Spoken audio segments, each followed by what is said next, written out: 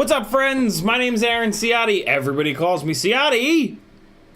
You can call me Captain James Holden. I got it right for once. Actually, that's the second time I've gotten it right. Welcome to Monday Night Q&A. 4 hours. I am in Joshua Bardwell's time slot right now at 9 o'clock Eastern. I'm going to stream until 10 o'clock Eastern, which is his time slot. And then I'm just going to keep going because I want to lose my voice. No, because my time slot is usually 10 to 12, and I don't want to leave anybody hanging that, you know, can't come to Joshua's time slot here from 8 to 10. What do you think of that? Tonight, we're going to be taking a look, oh, I almost threw up, at the Gemfan prop Locket. This is really cool. I'm not going to lie. This makes T-mount propellers way more tolerable. And this is going to save your fingertips big time. So we're going to take a look at this. Shout out to McConnell Studios for sending over a couple of Caddx polars, which is just amazing. I'm super spoiled on analog by these Foxeer Toothless Starlight Nano. I think that's the whole name. There's too many words. So one of the things I was kind of iffy about with moving over to DJI is not having Starlight cameras. And yeah, I was talking to Matt, and he was like, "Yo, I'm not using these. Let me send them over to you." So that's super cool. More fuel for the switch to DJI Fire, which is happening. And then the other big thing we're going to do tonight is we're going to try to fix the Mobula 7 ELRS. These motors that it ships with are Happy Model 0802 20,000 kV. Okay motors for, like, if you were gonna long range a tiny whoop, which is a strange thing to do, but you know, you do you. I don't long range tiny whoops. I fly them freestyle. These motors do not have enough RPM, kV, for these little propellers and the weight of this rig. I love that these propellers have 1.5 millimeter motor shafts. That's a big deal. That makes them really durable, but it's not good enough. It's not enough. These motors are actually going to come off of here and go onto one of the tiny lifters. A couple little cinematic 75 millimeter rigs that I have set up to carry the Insta360 Go 2, 26 gram camera. They're on 2S, so this is actually a little high of a KV for 2S, but I could just motor limit it down in Betaflight and we'll be good to go. So these motors could be beautiful on one of those tiny lifters, or they might not have quite enough jam. The other tiny lifter is on 1102 motors, BetafPV 1102 motors, which are some of the only other tiny whoop motors that have a 1.5 millimeter motor shaft. So that tiny lifter is good to go. But I'm curious. I'm very, very curious if these motors on 2S will have enough jam for that rig. I actually do have two tiny lifters built right now. The other one is on Newbie Drone 0802s, and it's not as good as the 1102 rig, but man, it's pretty good. So I don't know. I'm gonna get these motors onto it. We'll see what's up. The problem with those Newbie Drone motors is they're a 1 millimeter motor shaft, and what I've noticed with those tiny lifter rigs is they're so heavy carrying that camera that if you crash them and the motors have a 1 millimeter motor shaft, it just bends it immediately, literally like first crash. So I'm not playing that game. I try to shoot small gaps all the time and do silly stuff, and that winds up with crashes. So yeah, realistically on those tiny lifters, they need to have 1.5 millimeter motor shaft motors. Maybe these are going to be enough jam. If these are not enough jam, then I will just pick up another set of the BetafPV 1102s and call it a day. I have no problem with that. So yeah, oh, and hey, the motors that I'm going to put on this are these tinywhoop.com 0802 25,000 kV. I didn't realize that I don't have a good set of props for this setup. All I have are these kind of shitty HQ bi-blade 1.6 inch propellers, but they'll do. I just have to try to remember to not crash this thing with these props, because HQ is kind of silly, and they don't drill the propeller all the way through, so the propeller has to sit all the way up on the end of the motor shaft, which is just awful. The Gemfan propellers are what you want. I mean, just in general, Gemfan makes better propellers. The FPV world has kind of realized that. But again, you know, this is just like a quick test, and so yeah, I will be picking up a set of these Gemfan props, these Gemfan bi-blades, in 1 millimeter motor shaft. So we will have a proper set of propellers to run on this rig with these motors probably next week. Next week we'll dig back into this, but for tonight we'll throw these shitty props on just to see how this is on a much higher KV of motor. I'm cautiously optimistic. I have a funny feeling that this rig might be just barely light enough for a motor with this high of a KV to make enough thrust for this thing to kind of compete with the 65 millimeter rigs, which have been very clearly better for freestyle, as we've all seen over the last like couple of weeks that I've been really flying a ton of 1S tiny whoops in relatively small spaces. This apartment is very, very small. Maggie's house is definitely not what I would consider small, but it's also not a mansion or anything like that. You know, it's a 4-bedroom house with upstairs, downstairs. Hell of a spot to fly, though. Check out this most recent Whoop Wednesday and Freestyle Friday for lots of comparisons between the Mobula 7, the Mobula 6 on tri-blades, and the Ultimate Freestyle Tiny Whoop, which is just basically a newbie drone Acro B on Happy Model 0802 25,000 kVs. I think I'm kind of sold on these tri-blades, but if we get time tonight, if the chat slows down or something like that, maybe we'll swap both of these rigs from the Gemfan tris over to the Gemfan quad blades to see if there's any performance improvement. I doubt it, though. These tri-blades feel really, really good. But to be honest, if there is a little bit more performance out of the quad blades, runtime be damned, because tiny whoop batteries are very cheap. Something wild happened when I got home from Maggie's place. Hey, happy Valentine's Day, by the way, for everybody. Hopefully you didn't forget. Maggie and I celebrated our Valentine's Day last night into this morning and today during the day, which was great. I actually I made her an edit. I took all of the images of since I was making it for her, I took a lot of images of me because, she's kind of into me, amazingly. So I took a ton of images from me from 2021. We met about 7 months ago. So I took a ton of the images off my phone of me and then of us, and I put them into a big old Premiere timeline with a song that her and I have been kind of in love with for a while. And sequenced them in a way that made sense and chopped some stuff up, and yeah, it's super fun. Guys, you know how I always say, like, edit, yo, edit things in life. It's great, people love it, and then you have this like amazing thing that in like 3 minutes for the rest of your life will very specifically bring your brain back to that moment in time, which is super rad. So do edits, friends, you'll love it. But when I got home today, there was an Amazon box waiting for me with these in it, and an Amazon gift receipt that says, "Now the director of photography can watch," from a grateful supporter. So my God, whoever sent these, thank you so much. This, realistically, this means that I'm switching over to DJI for both Cinesplores and the cinematic glide. Oh, hey, I forgot to kick on this light. Oh, I forgot to turn on a bunch of lights. What am I doing?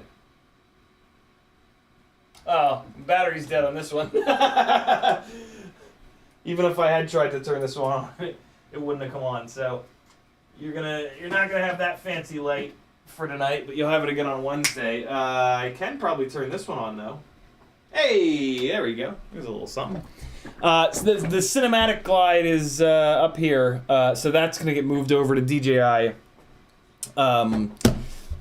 So yeah, the 3 cinematic rigs are going to be on DJI. This DJI helmet, as I call it, because it's so big, we'll unbox this to see what it's like to unbox a DJI product. These are going to be my primary goggles. I don't think that. What's the deal with the Factor V2? There's something that V2 doesn't do that V1 does. But the V2 will take 6S, the V1 won't. So the V1 goggles that FPV Exchange very, very, very kindly sent over, they've got a dead pixel towards the center, down a little bit. which is more annoying than I thought that it would be. I'm sure that once I'm flying with them, I won't notice it, but these, as long as the V2-ness doesn't, doesn't have something weird about it, yeah, these are going to be my primary goggles, and then those other ones will be basically the spectator goggles.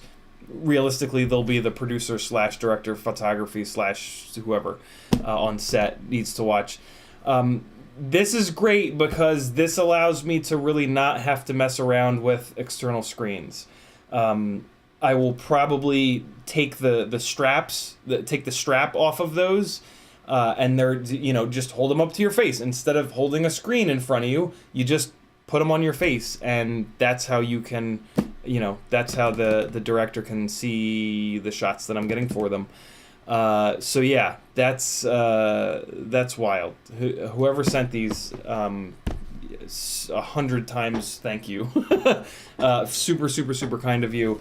So yeah, we'll unbox these to see what's actually inside of a DJI box tonight, and of course it's a Q&A stream, so fill the chat up with the questions as you guys already have been. Hey, I can pin messages in the chat, so I pinned a message on the top of the chat. Speaking of, Schizophrenic FPV was maybe first. The pinned message kind of covers up the top of the chat, so maybe there's somebody else, but I can't see them. Jackalope FPV was next.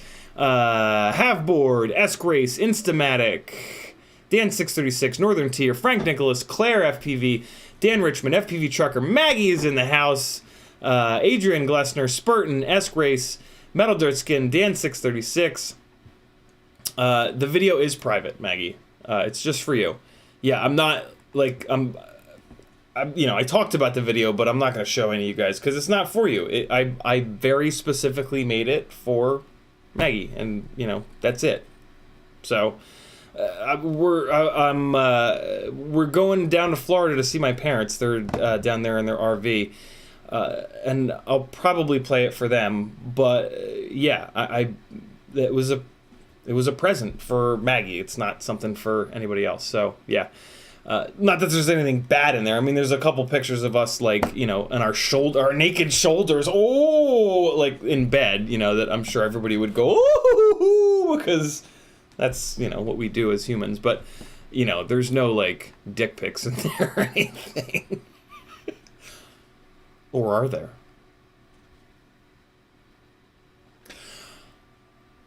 Where was I? Spurton, Adrian Glessner, S-Grace, Metal Dirt Skin, Dan636, Harbles is in the house. What's up, dude? Kenny Kobe,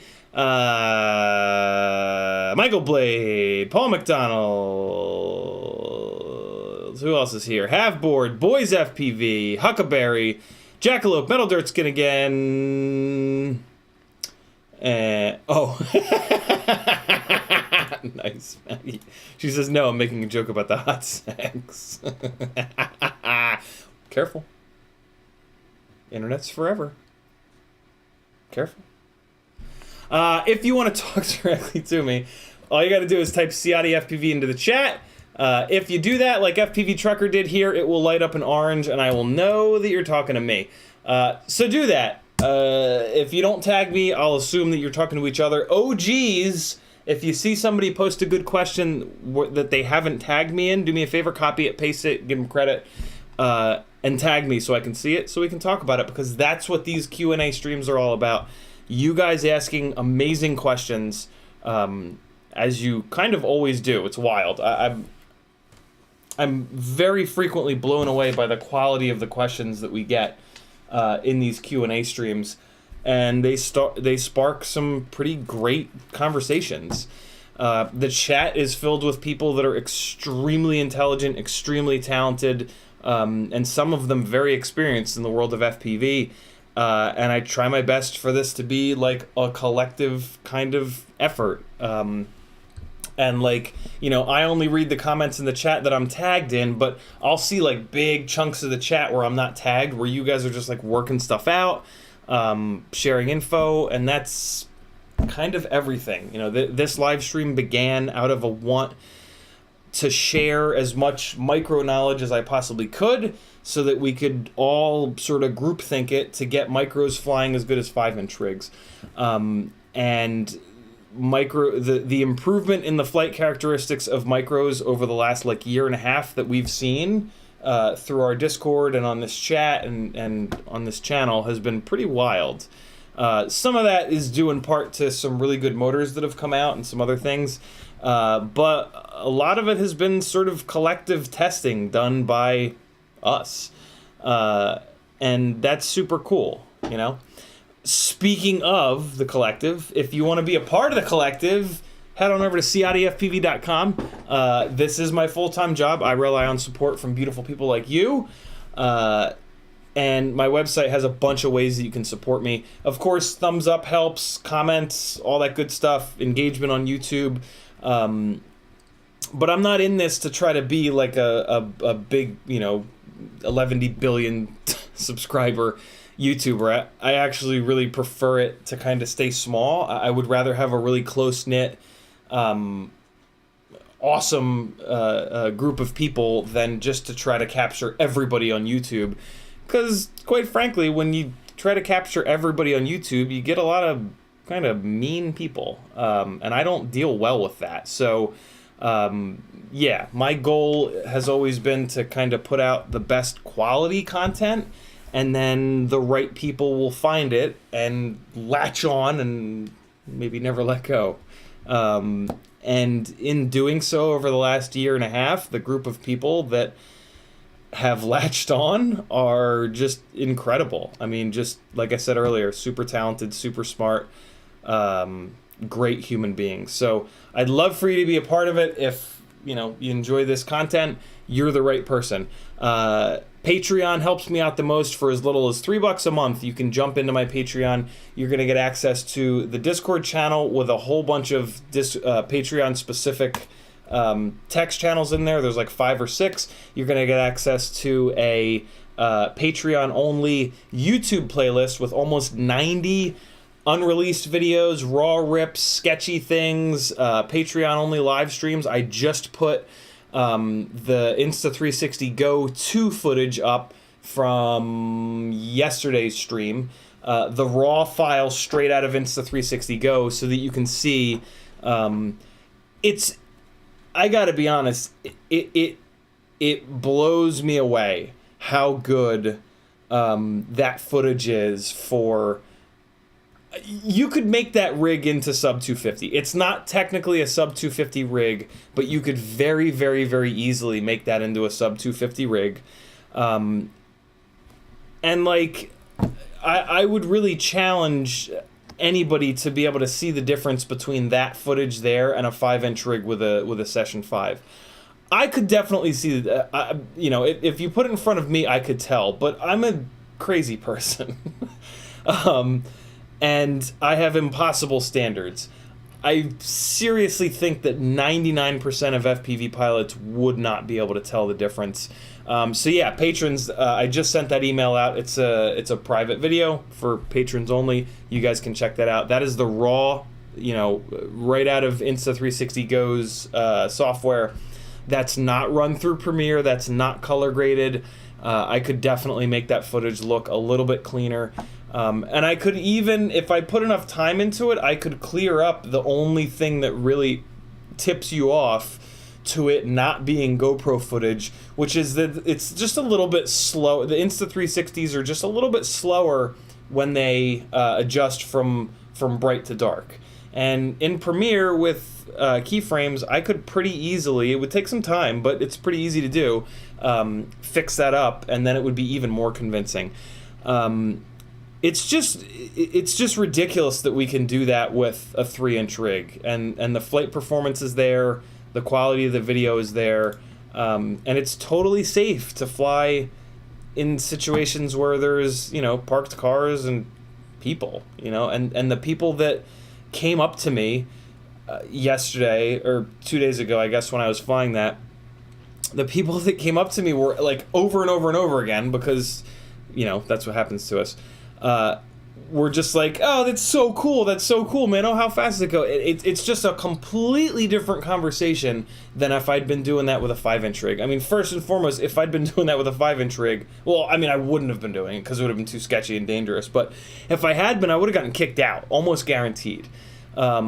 if I hadn't gotten kicked out, you guys know, I mean, people are pissed. They come and tell you to go away, and they get angry, and like every once in a while you'll get somebody that's like, oh, it's kind of cool, but it's a whole different vibe, you know. Flying one of these sub 250 Ripsqueak builds around is flying a kid's toy around, right? And that doesn't freak people out, and it shouldn't, because it's safe, you know. Like these Ripsqueaks, I could hit somebody full tilt, and like they wouldn't be thrilled, but they wouldn't be they wouldn't be gushing blood and going to the hospital.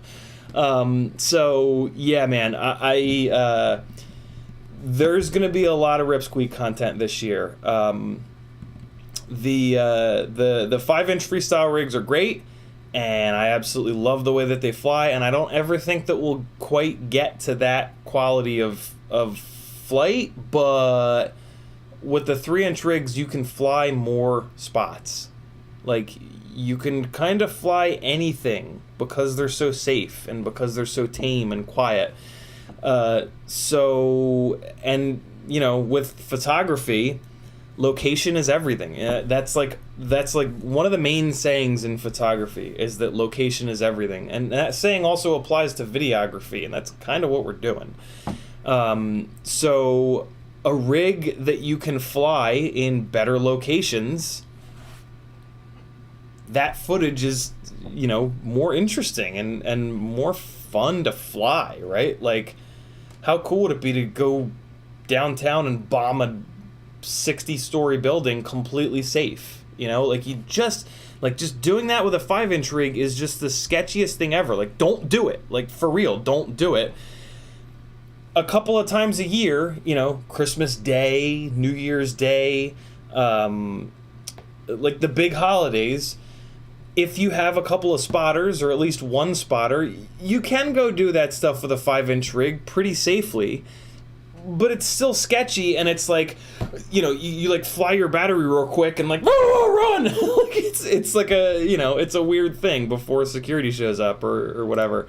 Whereas with these Ripsqueaks, like, you know, don't go when it's super crowded, that's just silly, but you can just pop on a weekend and have like a spotter, or to be honest, like probably not really have a spotter, and send a 250 gram rig up and down a big old building. There's nothing more fun than that, I swear to you. Just sketchy spots in general, right? Like, sketchy spots in general are super, super, super fun. And if you're doing it with a rig that is, you know, around the 250 gram mark, you're not going to hurt anybody. So do it. And I'm going to do it a lot this year. That's what she said. In the chat, the folks that have tagged me so far, Jackalope says, does CiottiFPV know it's Valentine's Day? I do. FPV Trucker says, what's up? Dan636 says, that was cool, nice flips, thanks, dude. So the footage during the opening of the live stream was the Oh My God 250 with the analog setup and the RunCam hybrid on it. Back when I had it on a 20x20 stack. Nowadays, at some point here, I'm going to finish it on the iFlight Beast AIO, and we can get some more. We can continue to get some rock solid RunCam hybrid footage with that rig. So far, that rig has been the cleanest. The RunCam hybrid is definitely more prone to jello than the Insta360 Go 2, mainly because it's when you run these RunCam hybrids on our rigs, you hard mount them inside of the camera, so they're going to pick up more of the vibrations. Matt from McConnell Studios has designed, and we're approaching, we've been going back and forth with these mounts. We're approaching them being finished. He's got some Insta360 Go 2 mounts for, one of them's for the 250, which is great, but the other one's for the Ripsqueak V1 and V2. And then he's also doing one for the Armatan Gecko. Those mounts are soft mounted and phenomenal. So with those mounts, the Insta360 Go 2 wins. I mean, it's also a $300 camera, whereas the Runcam Hybrid is a $90 camera. So it's kind of an unfair comparison, as we were talking about yesterday. Yesterday we reviewed a whole bunch of footage from Runcam Hybrids and Insta360 Go 2. So check that out if you'd like. The Runcam hybrids are amazing, and they're on board and they're inside of carbon, so they're protected. Those rigs are, you can just bash the daylights out of. When you put the Insta360 Go 2 on top, it's pretty similar to putting the GoPro on top of a 5-inch Freestyle rig, right? Like, the price of the rig goes through the roof. The quality also improves. Go figure, right? So it's super interesting. The fact that we have these options is really slick. I love these rip squeaks with the hybrids on board. I love this 250 with the hybrid on board. It's a really cool setup to have a total basher that gets really decent HD quality footage. But realistically, if you want something that's going to match the performance and the quality of a 5-inch Freestyle rig carrying a GoPro, it's going to be an Insta360 Go 2 on one of these McConnell mounts. So yeah, lots of cool stuff coming up this year. The thing I'm most excited about, though, is just flying cool spots with these quiet rigs and just seeing seeing how good, really, really interesting locations make lower quality video just not matter, realistically. Like, the quality of the video that comes out of the hybrids and the Insta360 Go 2 is good enough that if you're at a really interesting location, nobody's going to care that it's not 4K. Nobody's going to care that it's not as crisp as GoPro footage. You know, the Session 5 is a perfect example of that. Like, some of the best freestyle footage ever filmed, probably the best freestyle footage ever filmed, has been shot on a Session 5. And you don't watch that footage and go, ugh, God, no, ugh. You know, like, it's good enough. And it's a lighter weight camera, which makes the rigs fly better, and yeah, so it's this is gonna be a fun year. Back to my Micro King roots in a way too. Like, last year and the year before were very heavy on 5-inch Freestyle rigs, because there just wasn't an HD solution for these micros that was good enough. But now there is, and there's more than one. Insta360 Go 2, Runcam Hybrid. Hell, I'm also going to be messing around with DJI, so we'll get to see if, and I've been on the fence with this for a long time. The DJI DVR footage, it's pretty good, but previously I kind of decided from looking at it, a lot of it, that it just wasn't quite good enough. But that was from other people who were not using it as as flight footage. So I don't know, maybe there's some settings within DJI that can make it a little bit more that can make it a little bit better for the usage that I'm going for, which is to make edits with it, rather than just flying through it. And it's still going to be 1,000 times better than analog. So yeah, I don't know. I'm excited about that too. There'll be plenty of smackdowns this summer. DJI footage versus Runcam Hybrid versus Insta360 Go. And so yeah, micros are gonna take over the world this year. Just you watch. Michael Blades says, happy Valentine's Day to you as well, my man. Haveboard says, great advice, edit life. Hell yeah. Huckleberry says, sweet, congrats, thanks dude. Mudderson says, now you can plug the other goggles into a screen for video output and the DP doesn't have to stand right next to you, right? Yeah, so I'm just going to be handing whoever wants to monitor the other set of goggles, and it's just like, you know, hold them up to your eyes, like one at a time. The screen thing is great and all, but like one less thing to carry, you know, just like an extra set of goggles with no strap, just as a thing. I'll figure out. I'll probably put like hook and loop on the front, with a little battery, nice and simple, and yeah, good to go. Maybe I'll leave the strap on it. Maybe I'll get another fat strap and throw it on there, because that's got the loop for the battery, and the strap is also a nice thing to kind of hold them by. I don't want them to get dropped. But yeah, I'll figure that out. Metal Dirtson says the V2 will take success. Plus, it works with the DJI FPV drone. Not to need to worry about that. That's what it is. The V2s work with the DJI FPV drone. But I swear to God, there was something that the V1. There was something better about the V1s over the V2s. Frank Nicholas says, for the director goggle hand use, remove head strap and add some sort of hand strap to help them hold it with one hand. Yeah, I'll start thinking about that. I haven't even remotely thought about it. If I give it enough thought, I'm sure I'll figure something interesting out to do with it to make them a little bit easier. Adrian Glessner says you have changed, going over to the dark side. Joking with you, bud. Yeah, it's as much as I would love to be like an analog holdout forever. There's been a couple of situations lately, Scraggle related, where I just couldn't see. I just could not see the Scraggle, even with a cinewhoop traveling really slow. And when you don't see the Scraggle and then you hit the Scraggle and there's talent nearby, it's it's not good. Nobody likes it. Like, the talent don't like it, the director don't like it, I don't like it.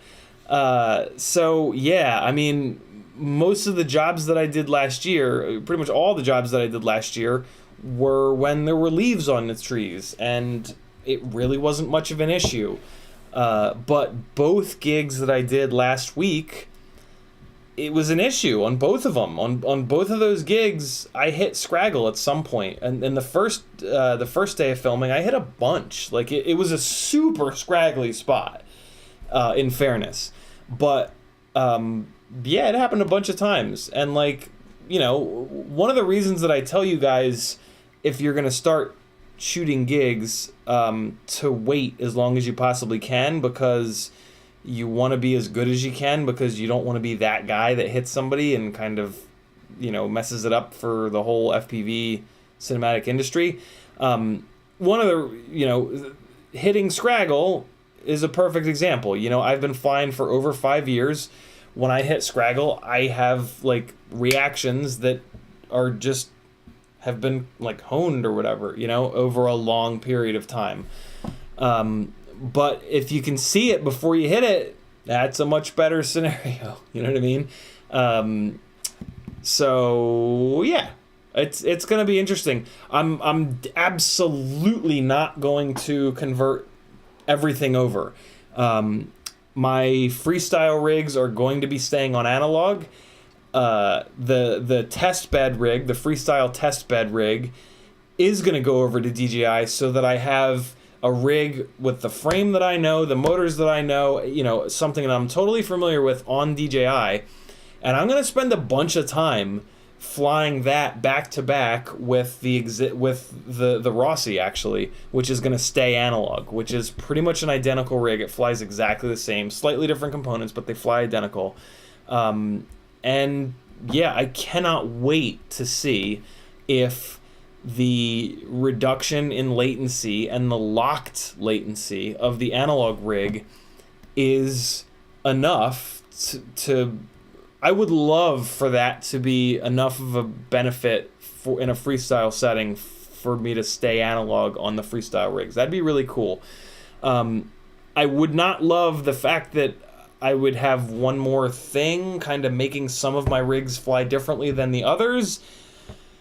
But what I've kind of realized is that when I fly cinematic, it's so separate. It's just a whole different thing than when I'm flying freestyle. Even when I'm doing like light freestyle moves with the cinematic rigs, it's just a whole different thing. It's a whole different mindset. It's a whole different flight experience.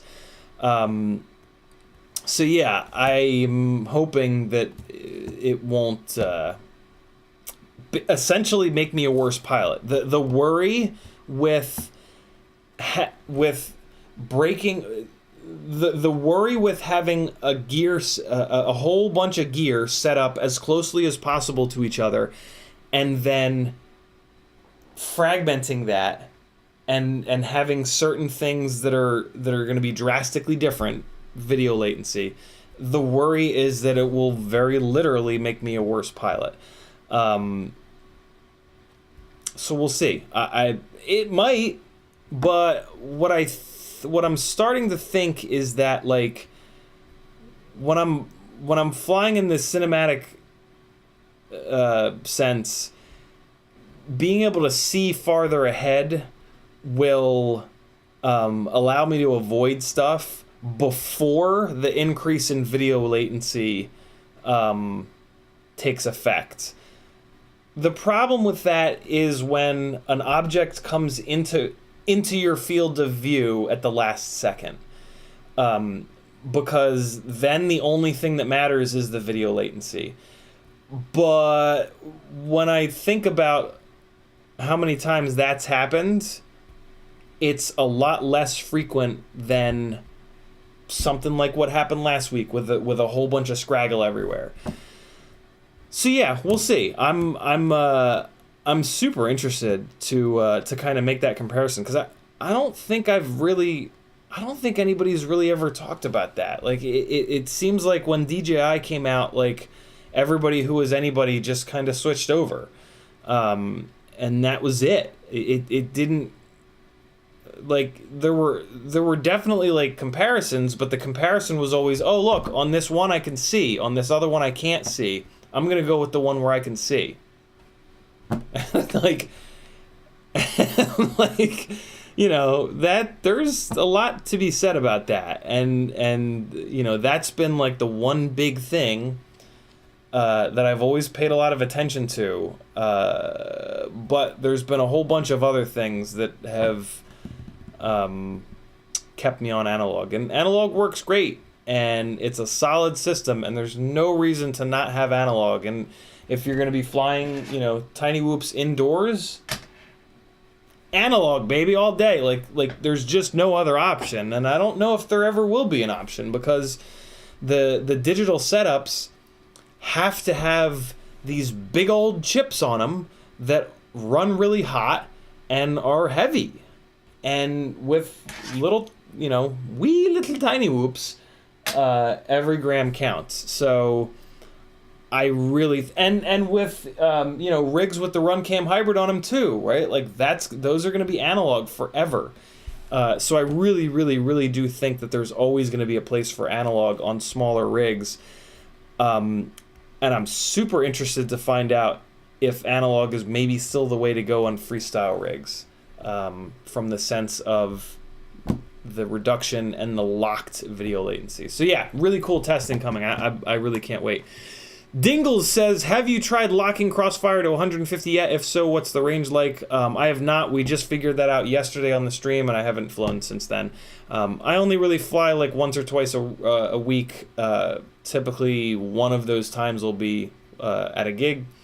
So it'll take me a little bit to do that, but maybe, well, I won't do it. So I'm bringing gear with me to Florida, but I'm not going to do something like that because I'll probably be flying over the ocean, unrecoverable.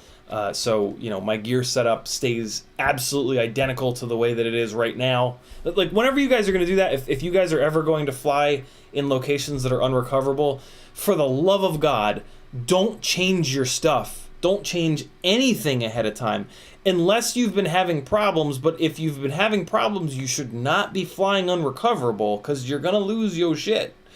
Don't change a thing. Just leave your stuff alone. Go fly that thing, even if it's not flying great, but it's at least continuing to stay in the air. That's all that matters. Leave your stuff alone, go fly the thing, and then when you get home, it's your lesson to now bust your ass and do all of the updating and changing that you wanted to do before it, so that by the time you have another opportunity to fly an amazing location that's unrecoverable, right? That's the thing. A lot of times, more often than not, the unrecoverable locations are the really pretty ones, or the really interesting ones. yeah, never, ever, ever, ever change your gear right before you fly an unrecoverable spot, unless you absolutely have to. And if you absolutely have to, get your ass out before that shoot or gig or whatever it may be, and fly as many batteries as you possibly can. Just put the rig in the air for the maximum amount of time you possibly can and just cruise it around.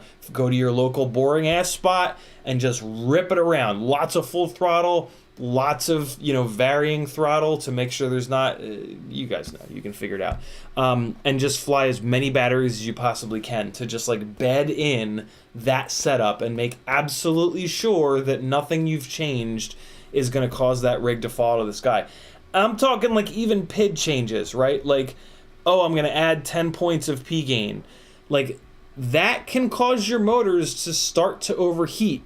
And if for some reason you're like nose down, really pouring on the throttle, that change that you made, that seemingly like benign change that you made, can cause the ESC to get a little bit hotter than it ever had before, and it desyncs, and you just put $600, $700, $800 into the ocean. So don't do it. That is not why I lost the rig, for the record, when I was in Charleston last year. I hadn't made any changes. Just, I don't know. I still don't know why I lost that rig. Best guess is that it was just user error. I just let it drop too far down, below grade. There was water. Water causes weird reflection issues. Dynamic power was on in the crossfire. I don't know if that might have had something to do with it. Things kind of seemed to get better when I turned it off, but lots of people that are way smarter than me told me that there's no way dynamic range could have done that. So but yeah. The N636 says, what's an acceptable percentage of motor RPM error in the motors tab of Betaflight? For me, there is none. For me, it's 0% or, yeah. And I actually don't know. I don't know if, sometimes I'll see like 0.03% on the tiny whoops. I've seen it before and I've been like, yeah, screw it, it's fine. But for anything bigger than a tiny whoop, if I see any error in the motors tab from RPM filtering, it's a no-go. I will I will reduce load on the CPU to make that go away. It's a really good question though, Dan. I'm interested. I would love for somebody to test that, but man, it's hard to test. I guess you would test that with black box logs. There's probably, if in black box you can probably log the RPM coming back from the ESC to the flight controller, and maybe you can see some gaps in it or something like that. I don't know. I don't do black box. Michael D says, what are your thoughts on the run cam thumb? Albert Kim did a naked thumb 4.5 grams on an inverted Meteor 75. I haven't looked at much of it. A couple of people in the chat said that the footage looks awful on it, and at that point I was just kind of like, F it. The Insta360 Go 2 is is at the moment I think the answer. Although, my God, for $50, the run cam thumb is very, very interesting. I really want to see a comparison between it and the Insta360 Go 1. The Insta360 Go 1 is like a $200 camera. And I got rid of my Insta360 Go 1 because the quality wasn't quite good enough. The 2 is quite a bit heavier, but not that much heavier, but the quality is like way, way, way better. So I don't know. It's super interesting because it's so lightweight and it's only $50. But if the footage looks like crap, then I don't care if it's $10. What if I don't know. I'm not gonna do anything with it. But maybe I'll be proven wrong. But yeah, I would really love to see a comparison of it versus the Insta360 Go. Adrian Glessner says, I'm part of the collective Last Stream, #Patreon. You provide good education to people, and I want to support that as much as I can. Much appreciated, Adrian. I absolutely love spreading the knowledge. I absolutely love doing this. And yeah, when you guys appreciate that, it's even more special. So thank you, dude. Thanks for supporting. You know, I love Patreon because it's kind of shifting us from spending all of our money on stuff to spending some of our money on, and like live streaming too, and Twitch and, you know, YouTube. It's shifting us from spending our money on stuff to spending some of our money on like supporting people. And like, stuff is great, don't get me wrong, I love stuff, but supporting another human being and then them providing like really valuable knowledge and data and just like watching them be able to live and follow their dreams, that is way cooler than any stuff that I've ever bought. I've been watching live streamers for a long time. Way back when I got super in, before I was into FPV, when I got super into Diablo 3, there was a guy, Riker, who streamed a lot of Diablo 3, and this was when I was making okay money at oh god, I forget where I was working, but this is where I kind of realized the magic of supporting people. I started doing, he streamed on YouTube a lot, and I would do super chats just like you guys do, and it just felt so good to kind of support another person, and the knowledge that he was then, you know, he went full time, and then like the knowledge that he was able to drop on all of us in the chat because we were supporting him enough for him to do it full time was worth way more than what, you know, than what any one of us was sending to him in super chats. And that was just, you know, that was kind of a light bulb moment for me, and I've never forgotten that, and I subscribe to as many people on Patreon as I possibly can. I spend around $100 a month supporting people on Patreon, and it's just great, and really, like, it comes back, you know, like you support a couple of people on Patreon and you get a ton of feedback on products, and then when you go to buy a product, you buy the right product. You don't buy the product that catches on fire and wastes multiple hours of your time and a whole bunch of your money. So it's, you know, and there's all kinds of other examples like that. So it's really, really cool. I think that this shift is, you know, the future or whatever. And it's just, yeah, what there's like, as of the pandemic, there's like, what is it called? The great exodus. Like, everybody's quitting their jobs and doing stuff like this. And I think it's awesome. I really, really, really do. I really kind of believe in it. And it's super cool to have other people that believe in it and see the value in it too. That's what makes you guys so unique and special and cool. And yeah, it's just rad. It's really, really, really cool. So fart around on Patreon. You'll find really cool people on there.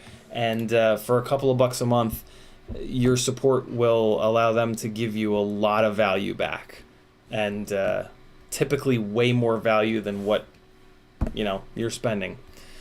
Michael D. Oh, we got that. Bob Noxious says, sounds like all my best qualities. What's up, Collective and CiottiFPV? Bork says, consider taking a tablet monitor instead of DJI goggles. Which would you rather have dropped and destroyed? The problem with taking a tablet, Bork, is typically the directors of photography and the directors that I work with don't want to stand right next to me, which they have to do when you only have one set of goggles. So the second set of goggles is... and this is one of the reasons that I hadn't previously switched to DJI, is that gig after gig after gig after gig that I went on, that I was hired to work on, yeah, having an analog monitor was extremely important. So the second set of goggles, as a you know, somebody in this world that I'm in, is extremely important. Propped Up FPV says hello. Raven187 says, I changed over 3 of my whoops to BT 2.0 finally. Very cool. BT 2.0 is the truth. My God. Grizz FPV says, I almost got the 250 3.5 on Axis flying 2004 3710s flying good again. Very cool. What have you been doing? What's it taken to do that, Grizz? Michael D says, have you flown the Flywoo 1S Baby Nano? I have not, Michael. None of these manufacturers send me any of their products, and I can't really afford and I don't really have interest in flying any of these bind flies. Most of the bind flies don't fly all that good compared to the custom builds. So I just, really don't have interest in them. I also don't do reviews of them, so these manufacturers don't really have a reason to send them to me, so I don't blame them at all for it. That's just sort of not my thing. I have a pretty specific niche of focusing on how to build better, how to fly better, how to tune better, stuff like that. And to be really honest, my goal is to be an FPV pilot, not to be an FPV product reviewer. So yeah, I mean, Emacs has sent me a couple rigs before, and I've done some content on these live streams. The companies the few companies that sponsor me will occasionally send me stuff, like this Gemfan prop locket, which we're gonna look at tonight, and I'll test them and play with them on the stream. But yeah, reviewing bind and flies is just not, that's not my niche within FPV. And if you're gonna sort of do this work for yourself thing, freelance life kind of thing, in my opinion, you got to be pretty focused on your niche. You can't try to be all things to all people, because that's gonna dilute you. I really prefer to be super focused and be really good at a smaller number of things than be kind of average at a million different things. But that's just me, that's just my sort of philosophy. That's what works for my sanity. And that's what I enjoy. So yeah, you typically won't, I typically don't have any feedback for you guys on any of the bind and flies. But that's what makes me special. Abraham with a $19.99 super chat. Dude, thank you so much. He says, more supportive than a jockstrap.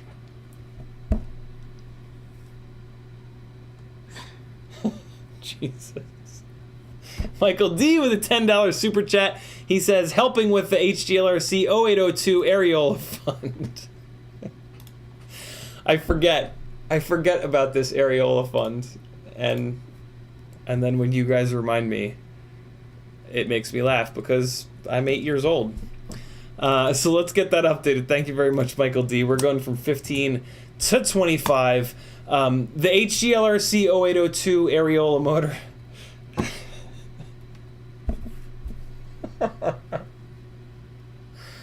They're actually called Aerolus motors, but I mean, what the hell? Why would you name them something so close to areola? Why do it? Why do it?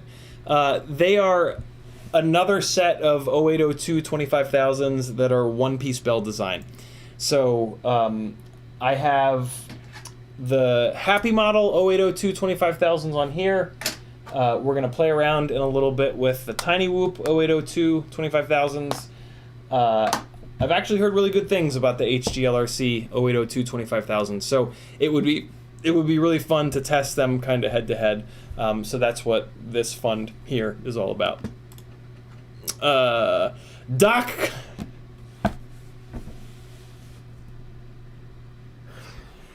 Cock 100 with a £5 super chat. He says, I've mounted a second Naked Vista with a Nebula Pro Nano on the same angle as the 1 foot camera, as the 1 inch camera, to avoid the crappy audience mode issues. Wait, what? I've mounted a second Naked Vista with a Nebula Pro on the same angle as the main camera to avoid the crappy audience mode issues. That's interesting. Is audience mode really that bad? I'm a DJI virgin. That's insane that you have to do that. I mean, if you're willing to do that, then I'm assuming that audience mode does kind of suck. I don't think I'm willing to do that. That's crazy to have to mount 2 cameras. Wow, that's wild. It's not that bad, is it? Better not be that bad. I'll be pissed. Scrolling back up to find my place. Thanks, guys, for the support. Super cool of you. What do we got here? I'm trying to find my spot.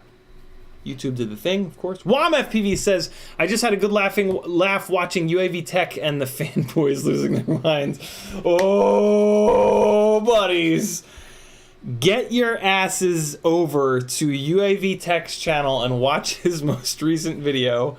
Oh, boy. With facts and data and common sense. I mean, he already has. He has already unequivocally proven that KISS blows, and as does Flight 1 when compared to Betaflight. It still flies okay. Really good pilots can make KISS flight footage look fine. But if those pilots were flying Betaflight, it would look better, and they wouldn't have to work so hard. KISS is basically Betaflight 2 or 3 years ago. It flies really fine. It really does. It flies completely fine.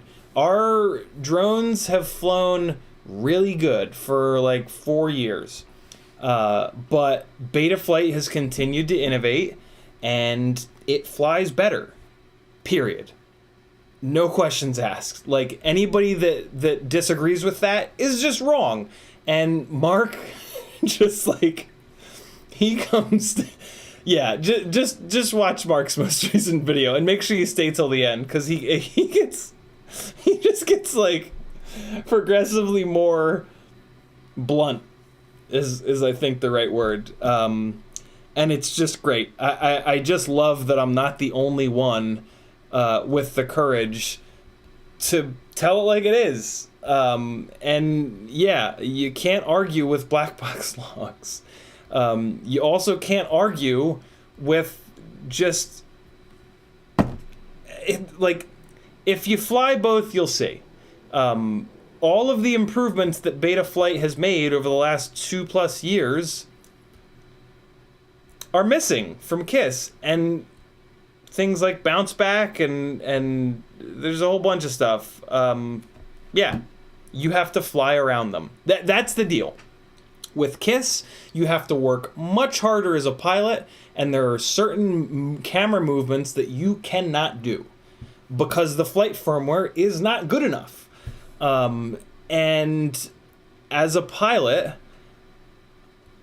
there's just no reason to fly software that is not as good, in my opinion. Like, other than, you know, feeling cool, basically. Which is... I don't know. I don't give a shit about feeling cool. I want my flight footage to look better. I want to not have to work hard. I want to do certain camera moves that I can't on KISS. And man, did I try. And, you know, when I was on KISS and Flight 1 for those couple of months, I had Steel and Schizo and Wild Willie helping me tune it, and trying to get them flying anywhere near as good as Betaflight, and they just didn't, and nothing has changed since then. KISS Ultra claims to have changed some stuff, but I'll believe it when I see it, and yeah, that's been a pretty common thing with KISS and Flight 1. Oh, new improvements, it's the greatest thing ever, and then there's nothing different. They changed the name of a filter to say AI, and it's the same exact thing. So yeah, and I mean, not to mention that, like, Betaflight has a big team of people working on it that have been working on it constantly. The thought that KISS can just magically, like, whip up a change that's gonna magically make it match Betaflight is just insane. That's just ridiculous. Like, come on. You're, like, if you honestly believe that, like, come on, like, really, like, let's just, can you just, like, being wrong is, it's fine, like, Everybody's wrong all the time. It's all good. We're not gonna hold it against you. I know the hype train it's strong. It's so strong. It's okay. It's okay. We still love you. You lost your way. You lost your way. I'm sorry that you lost your way. I tried to tell you. So many of us tried to tell you. It's all right. I know you didn't believe us. You thought you were smarter. It's cool. It's cool. I get it. That's happened to me. It'll happen to me again. It's all good. It's all good. It's cool. Come back over. We have cookies. Our flight firmware is so much better. There's so much more support. It's just better in every way. You're going to be supporting open source again. Open source is great. Open source is the answer. If you can support open source, you should support open source. Come back. Come back. I know. You've got Stockholm Syndrome. You've been beaten down. I know. There's some cool people that fly it, and you feel cooler when you're flying it. But, come on. Come on. I know when you lay down at night, you're like, oh, man. I spent all this fucking money. I have to stay with it. I just have to stay with it. I can't be wrong. I can't have wasted all this money and be wrong. I can't. If it was one or the other, I'd be fine. But not both. No! I know this because this was me for months. I spent all this money. I spent all this time. No! I can't be wrong. I won't let myself be wrong. No! No! And then when I went back over to Betaflight, I was like, wow! This flies so much better. And that was back in 4.2 days. 4.3 is even better. So it's just, yeah. Like, come on. Come on. Just... Come on. Come on now. Come on. We all know it. We're all like, every time we're like we all just go, again with this? Again with this? Again? Ugh. Come on, don't be that guy. Don't be that guy anymore. It's no good. Come on back. It's fine. It's fine. You started off flying Betaflight. I get it. I thought the same thing. It's all good. Come on back. Come on.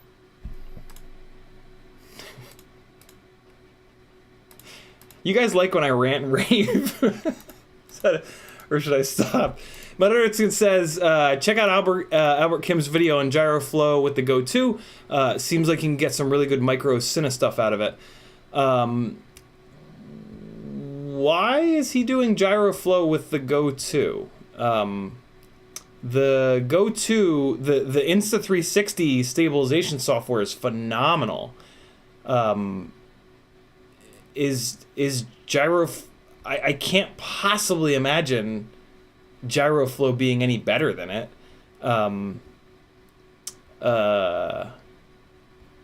Do you mean the peanut? The thumb? Maybe? Abraham says, what up? CiottiFPV and Collective. Scrolling down. Propped Up FPV says, I've been using the Google DVR. I've got Goggle DVR. Woo! Goggle DVR. I've just got an air unit, so I'll have onboard now for my videos. Then if I still don't like, I'll use Hero 8 or 9. Goggle DVR from the air unit. Okay, yeah, I mean, the Hero 8 or that moving up to a Hero is going to be like night and day versus what I'm assuming is DJI Goggle DVR. So yeah, that'll be a huge improvement. Mutterton says, one other thing for the DJI helmets. Mark the V1 and V2 antennas. They look the same, but internally they aren't. So what Metal is talking about is that so this is one of the other differences in the V2s. The V2 goggles, and the reason that they work with the DJI FPV drone is they're dual band. They're 2.4 and 5.8. So the antennas that the DJI V2 comes with, they're not going to work as good as the V1 antennas, basically. But I think you can just put... So I plan on upgrading to that iFlight carbon fiber patch antenna setup that takes up 2 of them on the primary ones. And then I'm going to get 2 True RC stubbies for the other ones. And on the V2s, I'm pretty sure that I've heard that you can just do that if you're not going to fly the DJI FPV drone, and you're good to go, right? Chat, tag me if I'm wrong about that. If I'm right about it, yeah, that's what I think to be the truth. So that's what Metal Dirtskin's talking about. Yeah, I'll probably just leave these V2 antennas like in the box because, yeah, I'm gonna run a better antenna setup on that set of goggles, since that'll be the primary set of goggles. Abraham says there were concerns about DJI V2 compatibility initially, and when they first came out, there were problems with FPV out. That's what it was. But nowadays, there's no major difference. That's exactly what it was. Thank you, Abraham. When the V2s first came out, there was problems with running a monitor on them. I knew it was something specific, something that like actually mattered. I did not know that they'd fix that. That's fantastic. All right, cool. Michael D says HD0. There is going to be an HD0 Ripsqueak built at some point here. HD0 could, I would love for it to be what replaces analog on my 5-inch Freestyle rigs, because the latency is locked and the latency is low. That'll be another test. I look forward to that as well. The test bed rig is going to get DJI put in it first, and then it's also going to get HD0 put into it. And that'll be another test that I'm really looking forward to. Analog versus HD0 1 watt. Analog versus DJI. And then I guess at some point DJI versus HD0. But DJI versus HD0 is kind of the same thing as DJI versus analog to some extent, because like with analog you can just say like, you know, hey, if this looked a little bit better like HD0, it would be this. So I don't know. We'll see. Kevin Smith says, Digital Beast AIO, what's next? What do you mean, Kevin? Digital Beast AIO. What's next? I don't know what that means. Tag me again. Tell me more. Adrian says, there's no fixed latency with the DJI goggles. It's variable. Correct. That's the problem with DJI. That's one of the things that's kept me from switching over to DJI. There's somebody in the chat named Saggy Balls FPV.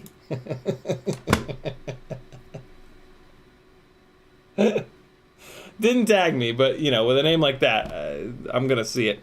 Propped Up FPV says, I'd be surprised if you feel the difference. I hope that I don't, but I have heard from multiple pilots that I trust that they can absolutely feel and tell the difference. So we'll see. Metal Dirtskin says, Vanover still races analog but flies DJI for cinematic and freestyle. He says you can feel the latency but you get used to it. Interesting. The whole you get used to it thing, like, that's all fine and dandy, but that's... Getting used to something doesn't mean that it's not having a negative effect.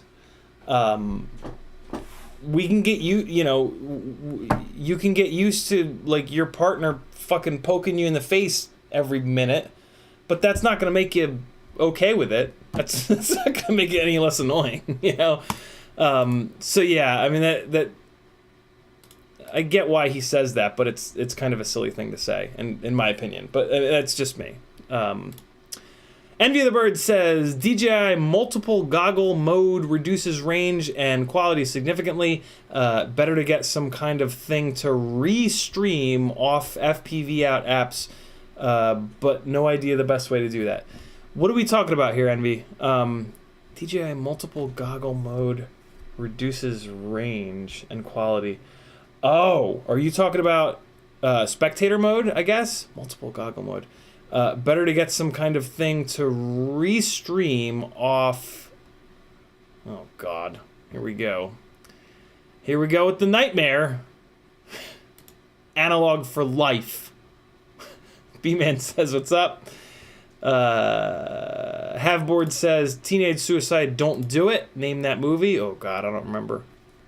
I feel like I might have heard that before, but yeah, I'm not sure. Freelojo dropping the Patreon link. Thank you, dude. Abraham's super chat. Michael D's super chat. Thank you, fellas. Yarbs FPV says OG D3 1.0 Frozen Nova spam source for life. Frozen Nova. Frozen Nova was a wizard. I never played a source, right? I didn't spend much time with that class. I like every class but that one. Man, Diablo 3 was really fun. There was such a cool meta within the game of the way that the builds worked. It was super fun. I can't wait for the next one. Probably be a long time though. B-Man says, dude, my yaw channel 4 stopped working, became merged with aux 2, which is pre-arm, so when I deflect the yaw stick, no deflection in yaw, only when I flip the aux 2. Wow, that's weird. I don't even know where to begin. That's really weird. You know how to remap that. It's not as straightforward as it seems. I have not spent much time really like learning OpenTX. Whenever I need to do anything with OpenTX, I just do YouTube searches and just follow along with typically Joshua's videos. So I'm probably the worst guy to ask about that. That sounds really weird though, dude. That can't, I mean, if it happened all of a sudden, it can't be software related, right? That's got to be hardware related. That's wild. That is wild. There's Doc Cock super chat. I just wanted to say Doc Cock again. Yeah, I got to say it twice. Grizz FPV says, one, I found a twisty arm replaced that had been tweaking the tune. Nice. Almost got it out of there. I think I may need to motor limit, but that's the last thing I'm going to tweak.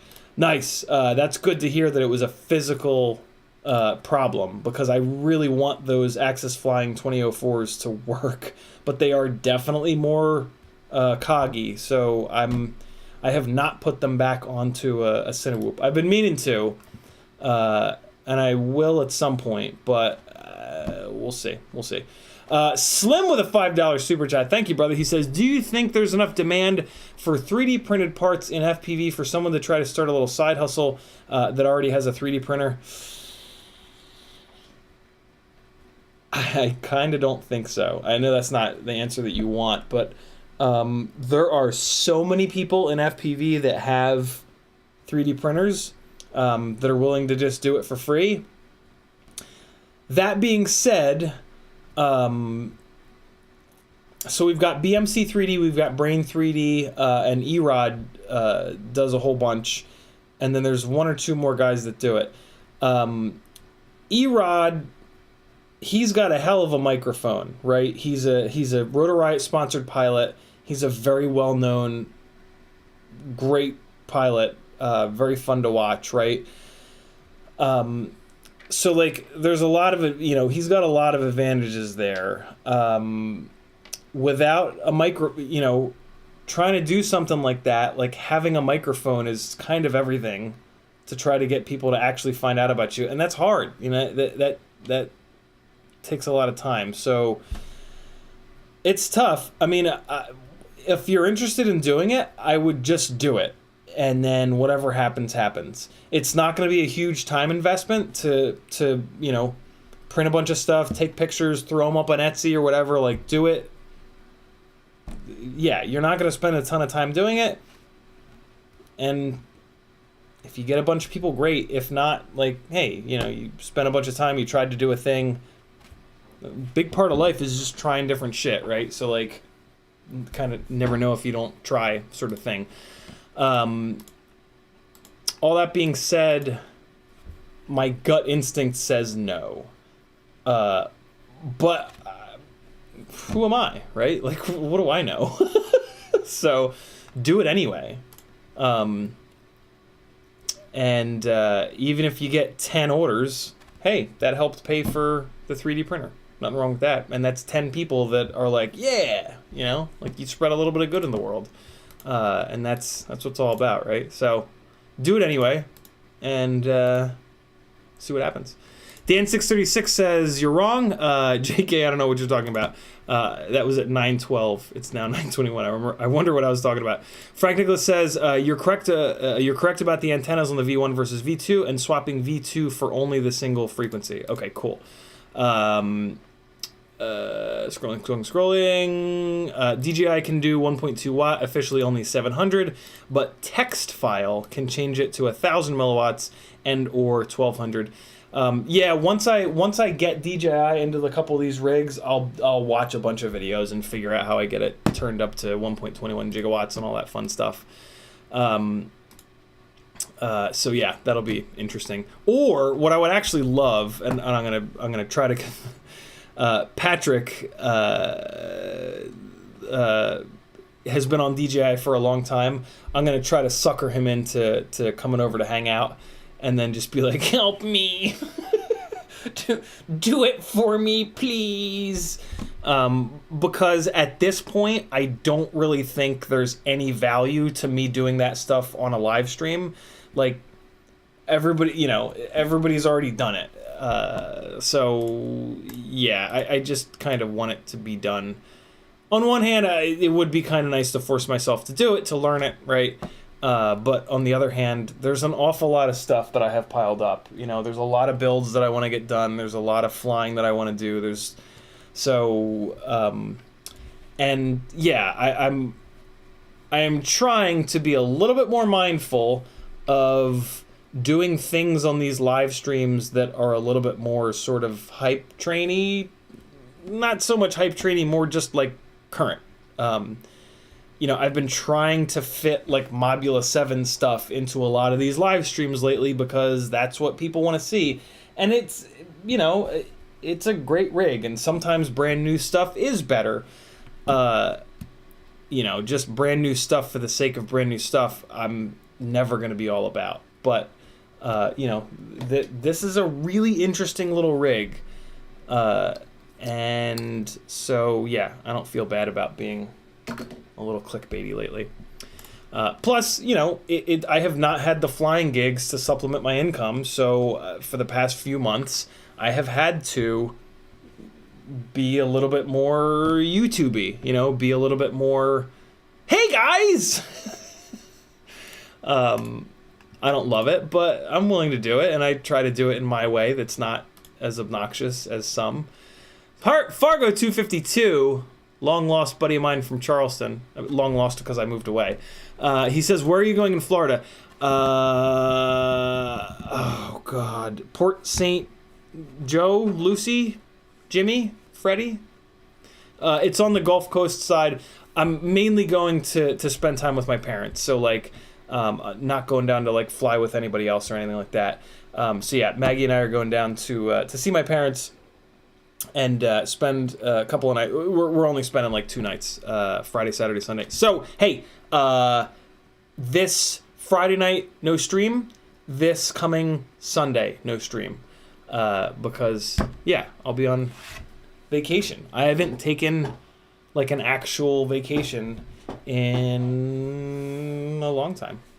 I can't remember the last time that I did. So I'm super excited about that. I'll miss you guys, of course, but I like Maggie more than all of you combined. So I'll be back for that Monday night stream though. Next Monday night stream, and it'll be a giveaway stream. So 4 people will win something. Buttlicker 9000 FPV says, wait. So you're switching to DJI. Not switching, just moving a few rigs over to it. Because I want to be able to see when I'm flying cinematically. You never know. Maybe I won't like it and I'll come back to analog. I'm not like, yeah, if it ain't better, I'm out. I got no reason to stay on it. And I would love to come back to analog. To be completely honest, I would love that. But yeah, I mean, to really be 100% confident, I got to try it, and I got to put time into it. In the same way that I did with Kiss and Flight 1, you know, I spent months with it. I immersed myself in that world. I really gave it chance after chance after chance after chance after chance. So yeah, got to do that same thing with DJI. And you know, one of the things that prevented me from doing this earlier was the fact that it's extremely expensive. But some extremely generous folks have made that not an issue, and some things have happened on certain shoots where it's like, you know what, it's time to give this a really solid attempt, and I can't wait to be able to see where I'm going. Richard says, Erod doesn't just do FPV stuff, his store has a ton of various 3D printed items. It does. Speaking here, as an example of that, check this thing out. Hold on. Why am I so hungry? I ate right before the stream. Look at this thing that I ordered from Erod a long time ago. Look at this. This is actually really expensive because I'm sure it takes a long time to print. But he makes this. It's a little. I put energy bars into it, but it's a little planter. It's a Super Mario pipe planter thing, with, you know, the hole in the bottom for drainage. At some point, I'll put a plant in here. You know what I want to put in here is a Venus flytrap. You know, because that's what comes out of him in here. And then look, you can also order from him a little, you know, tray thing. Yeah. Super cool. I love this. Put it over here. I should eat one of those power bars that's in there. I'm almost caught up on chat. Look at me go. It only took an hour and 28 minutes. Kevin Smith says, first you go digital, then you're using an AIO. What's next? This AIO in here, it has already been annoying. Don't you dare loop me into these AIOs. I will never, ever. I mean, I can't say never, but more than likely never, because I just don't ever see the ESC being on the same ground plane as the gyro.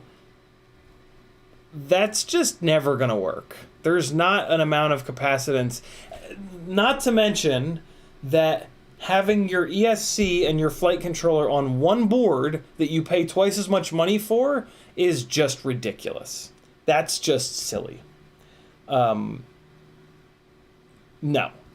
$90 for one board that blows up, and then another $90, and then it blows up again, and then another. That's just insane. A separate flight controller and a separate ESC, the end. That's just a fact. And if you really want proof of that, the person who has done more for pushing and improving on AIOs, Bob Ruge, Kebab, said to me 6-8 months ago that there's just a hard limit on AIOs in terms of power from the motors, and it's just never going to happen. And I was like, whoa! When he said that, when he messaged me that, I was like, oh my god, because him and I had been arguing about AIO versus individuals, not arguing, but busting each other's balls about it for 2 years at that point. So yeah, that was nice for him to say that. But on little 1S rigs, hell yeah, AIOs all day for sure. I still hate that they're gonna blow up and you're gonna have to pay way more money, but there are some real, genuine physical performance benefits, lightness, to the AIOs on those very low power 1S and sometimes 2S kind of rigs. But beyond 2S or for a hard freestyle rig, it's no, never. Bob Knox says, Collective and Ciotti, I'm gonna chill with the wife, check back later. Thanks for hanging, brother. Danzilla the Terrible. There's a lot of great names in the chat tonight. He says, just got here. What was that little black whoop you just showed us? Probably Mobula 7. This is the brand new Mobula 7 1S ELRS. We're going to put this onto different motors here tonight to try to get the performance up to par with what I look for in indoor freestyle rigs. Family Guyver says, you like KISS in the end? No, not at all. KISS is Betaflight 3.5.7. And, you know, we've moved on from Betaflight 3.5.7. There's just nothing about KISS that's anything better than Betaflight, nor should it be. They stopped developing KISS years ago. The Betaflight team has made huge improvements since then. And if you want some factual data on that, UAV Tech has done that, and you should watch UAV Tech's most recent video because he really just kind of breaks it all down, and it's just hysterical. My favorite line in there is, there's people that think the Earth is flat. They're wrong. Because, you know, we need like a meme. We need like a flat earthers kiss meme. Ian Stamatic says, for a 2-inch freestyle rig, would you go with 1103 100 kV 2S or 1106 6500 kV on 3S? What's everyone's thoughts? 1103s are not going to be a big enough motor for 2-inch rigs. 1106s are going to be a little bit too big. It's always better to have a motor that's a little bit too big. So yeah, the 1106s are definitely going to be better. The KV is a little too low on those 1106s though. Realistically, for 3S you want 7500 kV, but there are now 4 and 5 blade 2-inch props. So if you build it, definitely build it on the 1106s. The 1103s are not. That's not the right motor. So build it on the 1106s and put it on tri-blades. Buy a bunch of the different 2-inch tri-blades. And if the tri-blades don't make enough power for you, Gemfan has a 4-blade. Gemfan also has a 5-blade. You can move it over, and that'll get you the extra power that you're looking for there. Haveboard says, I have 3 of those Mario pipes with plants in them. Really, Haveboard? Did you get them from Erod? Riot9, YouTube just did the thing. Riot9 says, Sebi D FPV hi, did you get my super chat? It doesn't look like I did, Sebi. Hold on. Let me look in here. It wasn't in the chat.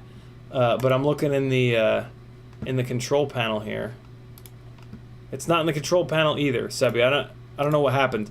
Did you do PayPal maybe? Is that what you did? I'm opening up my mail right now to see if something came through on PayPal. Thanks for copy and pasting that, Riot. Coil Locker says, this is why my 250 is chilling on a shelf without an AIO after blowing 5 of them. I built a couple 5-inchers and haven't blown an ESC since, and I crash a lot. Yeah, the down with AIOs forever.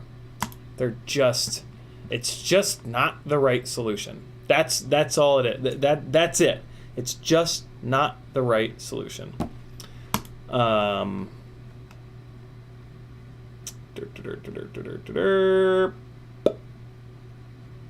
What? When did that happen? Whatever. Okay, I don't have anything on in my email either, Sebi. I don't know. I don't understand how your super chat didn't come through. Feel free to just tag me and ask whatever question that you had in there. Michael D says, more help for the Areola fund and to get you to say Areola again.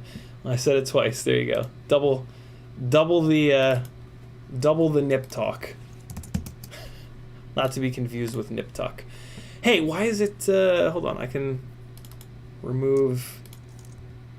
There we go. There we go. That looks a little better. Come on, scooch over. Scooch over. No. Don't scooch me over. Hold on. Oh God, what's happening? You move over. There we go. Yeah. Dan636 said, thanks again, Michael D. Very, very, very cool of you. Dan636 says, dude, they legit will put the flat earth theory on their life and I can't wrap my head around it. Yeah, the human brain is a strange thing. Yeah, it's crazy, man. It's crazy.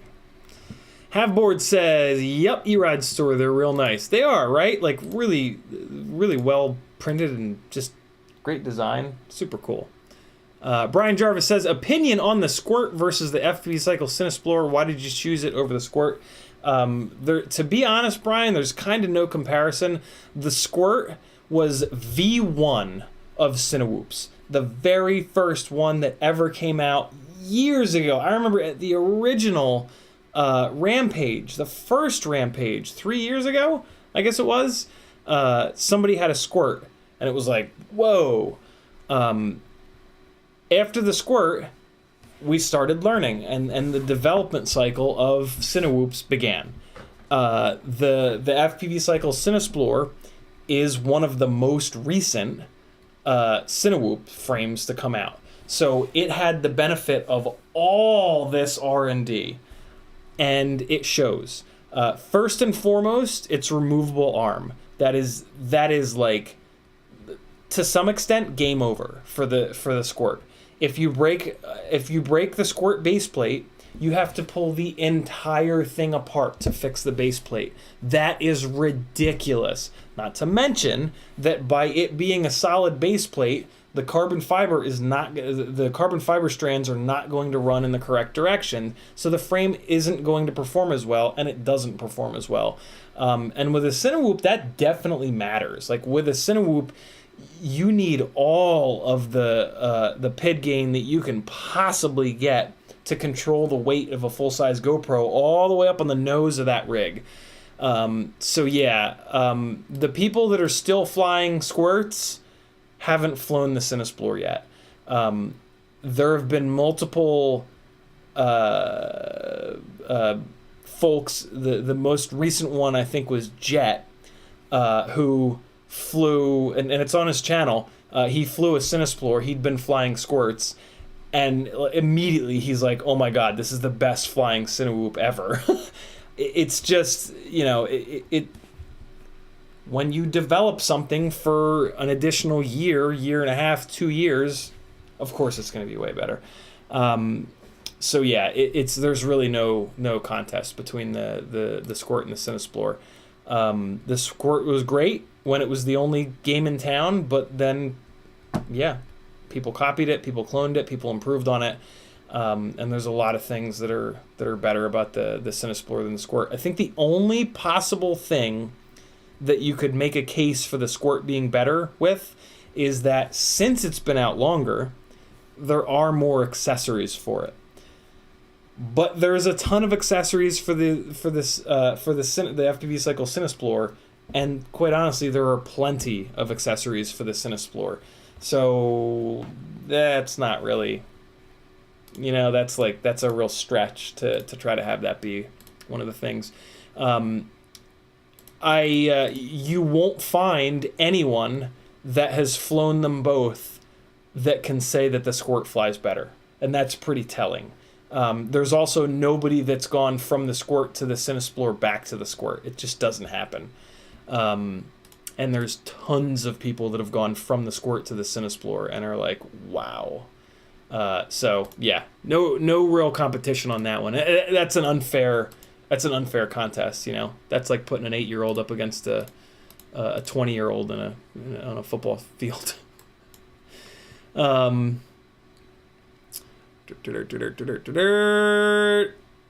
did the thing again. Richard believes in Cat Earth Society. Look it up. I've seen it. Metadirtson says, think you missed a couple super chats, at least mine and Sebi D, but check theirs first. They had an actual question. How did I miss? Hold on. I'm scrolling back up in chat. So there's Slims. There's Metal Dirtskin. There's Sebi D. How did I miss this? Sebi D, I'm very sorry. Oh, and there's Metals. How did that happen? Come on, YouTube. Oh, and Saggy Balls FPV. What's happening? How did I miss this big chunk of the chat? Hold on. Hold on. Schizophrenic. GrizzFPV is waiting on spike protectors to come in, hoping it helps the Flywoo Goku F7. Schizophrenic says audience mode doesn't have retransmissions, so yes, it sucks. Is it usable though? Like, is it usable by just somebody that wants to just roughly see what's in frame? It doesn't have to be good. GrizzFPV says DJI audience mode is that bad. I mean, I'm gonna try it, so I'll make my own decision. Frank Nicholas says audience mode is not bad at all. It just doesn't get retransmits like main goggles do, priority to the primary goggles. Saggy Balls FPV with a 99-cent super chat. He retracted the message though. Thanks for having an amazing name that makes everyone in here laugh because we're all children. Gemfan Hobbies in the house. We're gonna check out the prop locket in a little bit here. 9:42. We're approaching the end of Joshua's streaming time. We've got another 2 hours and change. Nappy FPV says, do you like Emu Flight? I do not, Nappy. Betaflight has RPM filtering, which works extremely well. Emu Flight has a bunch of kind of interesting things, but like, there's not a ton of people on Emu Flight, so the resources that we have available to us to kind of explain what some of these things do is very, very limited, very similar to KISS. It's one of the other problems with KISS and Flight 1. And the big thing, though, is the lack of RPM filtering, to be honest. Emu Flight is Betaflight. It's just a slightly older version of Betaflight with, you know, some sprinkles on top, which some people like it. I've tried it many, many, many times, and it performs exactly like Betaflight 4.1, which is what it's based off of. Betaflight 4.2 flies better than Betaflight 4.1. Some people mistake Emu Flight flying better. Some people mistakenly say that Emu Flight flies better specifically because they flashed Betaflight under their quad, didn't touch the PIDs.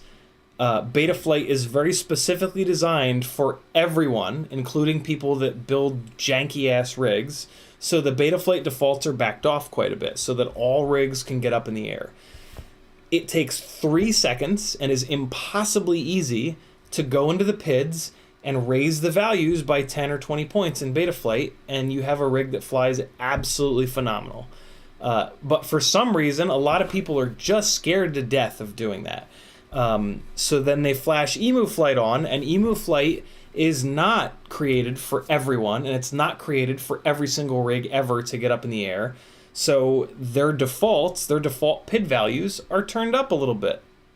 And that means that absolutely bone stock Betaflight and Emu Flight, there is going to be a different flight experience there. But RPM filtering is way safer in Betaflight. So if you can just type numbers in to a keyboard, you can very easily make Betaflight fly better and be safer than Emu Flight. That has been my experience time and time and time again. I think I've visited Emu Flight 4, maybe 5 times on unruly rigs that, yeah, I wanted to give Emu Flight a chance at kind of blowing me away. And, you know, having because their filtering does work a little bit different. And yeah, I've given it many opportunities, and it performs exactly like Betaflight. Not exactly, but it performs just like Betaflight 4.1, which is great. Betaflight 4.1, you know what? You know what Emu Flight is better than? KISS and Flight 1.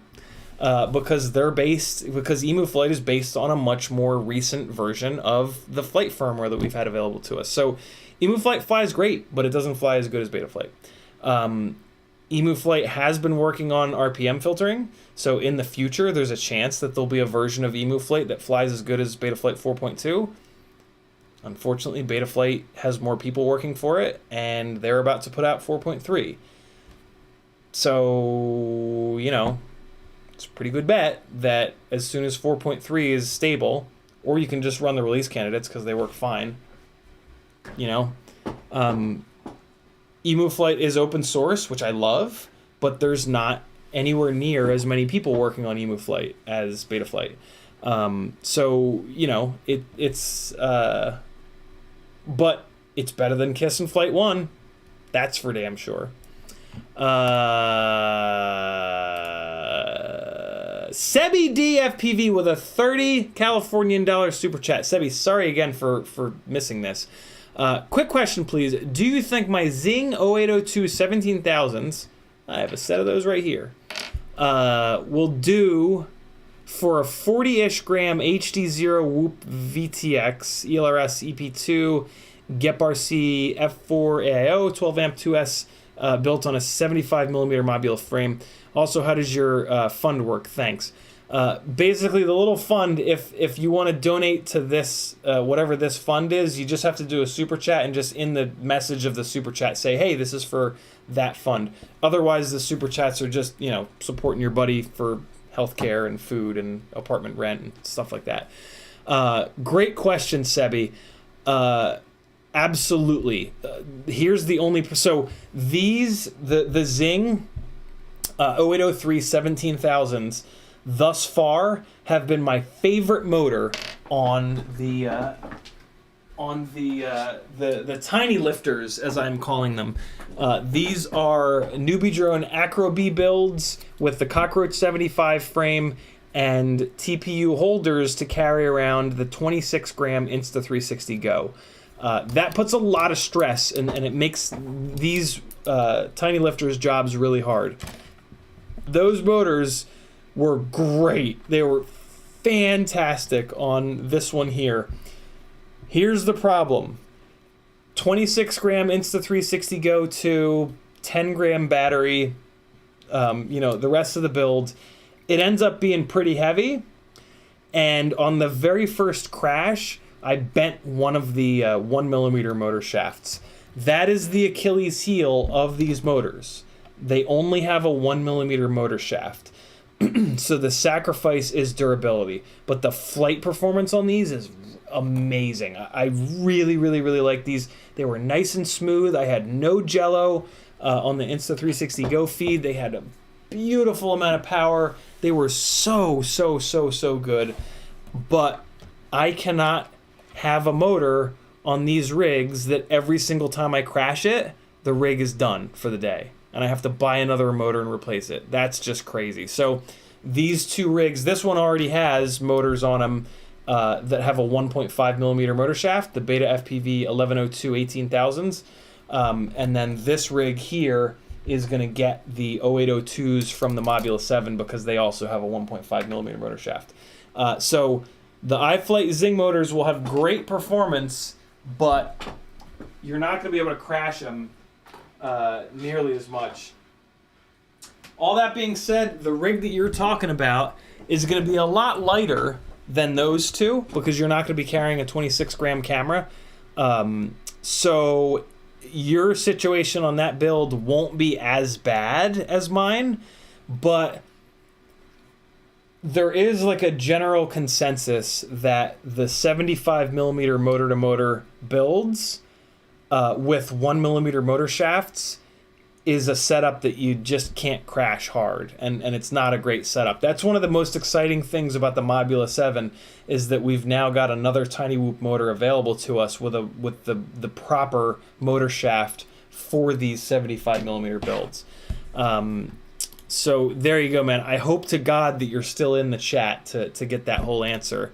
I feel terrible that you asked that question almost an hour ago, and I'm just getting to it now. Muddertskin said with a $5 super chat, thank you, brother. He says there's no reason to run closed source flight controller software in 2022, and before the year's out, probably no reason to run closed source control links either. I think I agree with you. Yeah, so true. 661FPV says, are we talking about what the second S in KISS stands for? Sort of. Brian Jarvis says, what is your opinion on the squirt? I know you like the CineXplorer when you pick it over the squirt, so we already talked about that. Okay, so I guess I just missed this chunk of chat here. Sorry, guys. Now I gotta scroll back down to the bottom and try to find my place. Where we at? Here we go. B-Man says, is this the first parent meet? No, we hung out at Christmas time. Brian Jarvis says, but who are you with on Valentine's Day? I'm with you guys. Maggie and I celebrated Valentine's Day last night and into this morning. And yeah, it was cool. We went out and got food and drinks last night in Lawrenceville, and then yeah, just relaxed last night and exchanged presents, and then hung out this morning, and then I came back here to be with you awesome people. It's you know, the hours that I work for my job are weird, but you know, I made sure that Maggie knew that from like day one, and she is amazing and is totally cool with it and loves what I do, and that is just so cool. So yeah, I don't feel bad, like, you know, she makes sure that I don't feel bad about coming home to do these live streams. The opportunity to live stream in Joshua Bardwell's time slot is a big deal, because he gets a lot of people in his live streams. So yeah, I mean, Valentine's Day next year I probably won't be streaming, but you know, right now I need to be here financially, basically, and she understands that and supports that 100%, which is just incredible, and that's, you know, a big deal, like, for me, because this, like, FPV as a career is all over the damn place, and yeah, it's incredible to have somebody that can understand that and is okay with that and supports that, and to be honest, loves it. Like, she loves that I do this for a living. And that says a lot about her, you know? So, Ian, we got that. I guess I missed another couple. I thought I was... Where am I in the chat? What is happening? Here we go. Michael D says, I've had to replace the Tiny Hawk 2 AIO 3 times due to the ESCs going out. I think it's from trying to turtle the Tiny Hawk 2. Don't blame yourself for that, Michael D. You have to replace them because AIOs are shit. Seriously, like, don't blame yourself for turtle moding it. Like, to build a rig that has turtle mode on it and then expect people to not turtle mode, like, no. That's insane. It's Emacs. Emacs needs to build an AIO that doesn't blow up. Like, that's not your fault.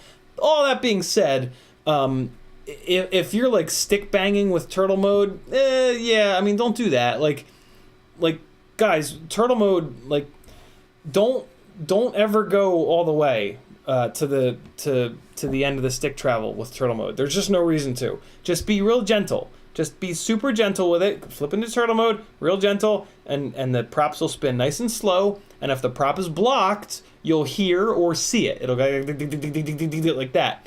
And then don't turtle mode that prop anymore. Go to a different one and just gentle. And then when you find one that will spin, just gentle with it, and the quad will go. So yeah, I don't know why. People are like, really? I'm like, how? I don't know. I noticed it. I guess you're just, I guess people are just so like frantic by the time they want to get flipped over that they just never notice that you can just ease into it. So yeah, if you haven't been easing into turtle mode, make sure you ease into it, and you probably won't blow up another ESC. But all that being said, yeah, it's not you, man. The AIOs are just, and it's the manufacturer's responsibility, in my opinion, to make these AIOs not so easy to blow up. Propped Up FPV says is out of here. It's getting late. See all you guys soon. Thanks for hanging, brother. And just like that, I'm caught up on chat at 10 o'clock. Let's do some of the things that are in the title of the live stream. Let's do the Mobula 7 motors first. So I'm gonna fly a battery with it as it is to give you guys a. I'm not gonna fly a whole battery. I'm just gonna do a couple punch outs with it on the 20,000 kV 0802s, and then we'll switch it over. I don't know why I just stood up. Oh, to get the monitor. There we go. All right. So.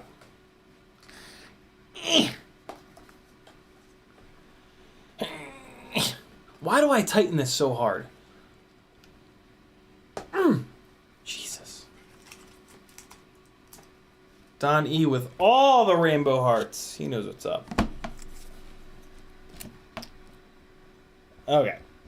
So, this is with the GNB 1S 380 mAh battery, which in my opinion is the one to have. It's only 10 grams. It's the lightest weight battery that's going to fit properly in the little battery bay of this frame. And, well, I got to get all kinds of stuff out, so hold on. I got to get transmitter out, goggles out. I am unprepared. Hey, I actually have to pee. Hold on. Here, watch some flying. You're welcome, Michael D. You were stick banging. It's still not your fault, dude. It really isn't. I swear to God, it's not your fault. Here's a little bit of jib jabbing. Oh, I'm gonna have to restart OBS, aren't I? Hold on. Let me see. Maybe it'll work. Maybe it'll work. Nope. I gotta restart OBS. Hold on. It'll just pinwheel for 1 second. I'll be right back. And we're back. All right, hold on. Here's something to watch while I'm gone. This is the 250 again.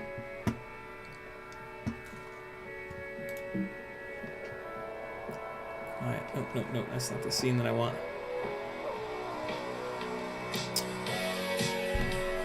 Come on.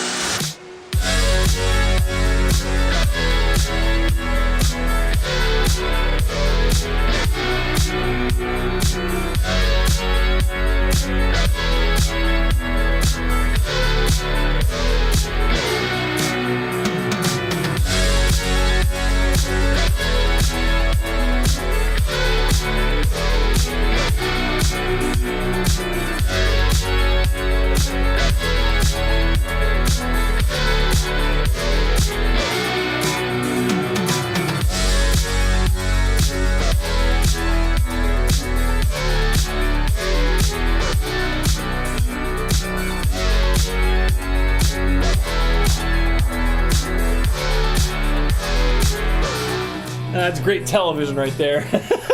How long have I been stuck in a tree?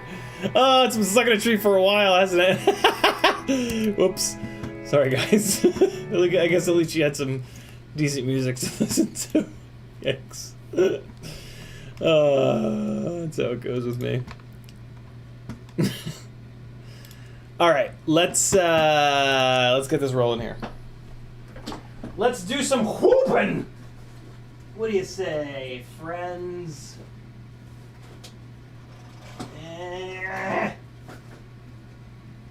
All right. Got this stood up here, and okay. So this is the stone stock Mobula 7 ELRS, and so this is just to get you in the ballpark of the kind of power that it has. Where's the battery? What? Oh, here it is. Well, I hope this battery's not over discharged. Whatever, it's fine. Yeah, this is just to kind of get you in the ballpark of the amount of power that this thing has on the factory 0802 20,000 kV motors. And then we're going to switch over to 0802 25,000s, and hopefully the rig will be a little bit more lively. I'm sure that it will. What I'm not sure of is if I'll like it any better than the 65mm rigs. This is just, you know, another test in the never-ending question of what's the best indoor freestyle tiny whoop? What? Oh, whatever. All right, so yeah, just a couple of punch outs. I just want to give you guys a feel for the amount of power this thing has. Oh, it works well. Oh God. What is the deal with this battery? Why is it... What? Why is this battery dead? What? I just pulled this off the goddamn charger. What? Why? Is that charger not working? Come on now. Are you kidding me? Oh, let me see if this one's charged. Don't not be charged, please. Fart. Come on now. What? Why? What?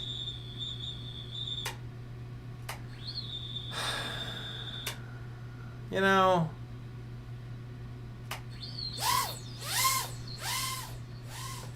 Does it maybe think that they're... No, they're not charged. God damn it.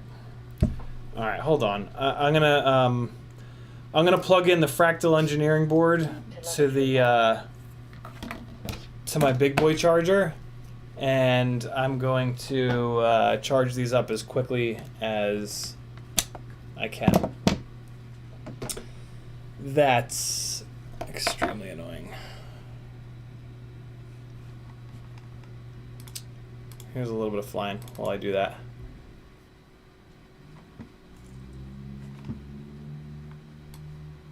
Come on.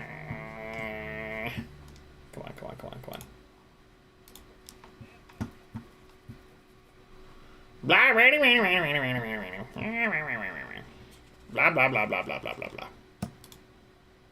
We're back.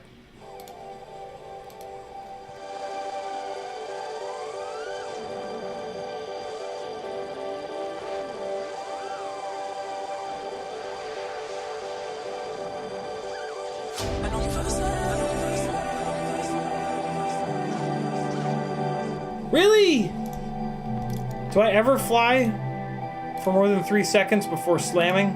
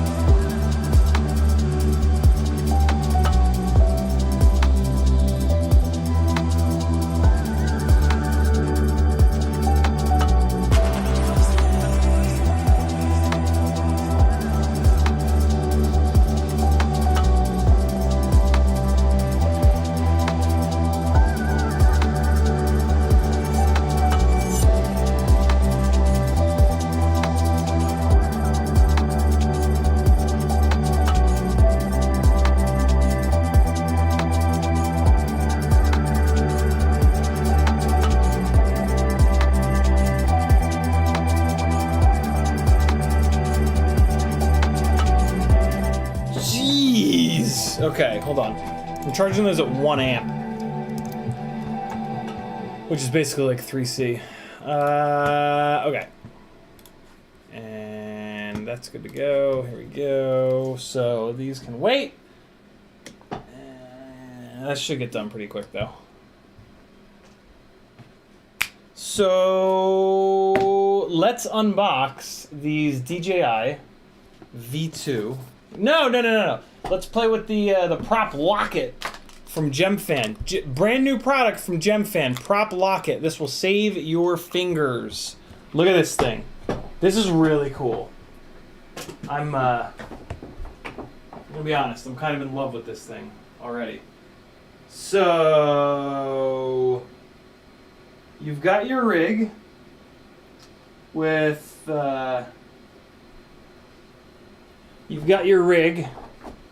these wee little motors. I mean, this will work on any T-mount motors, but this is going to be especially nice on these little fellas.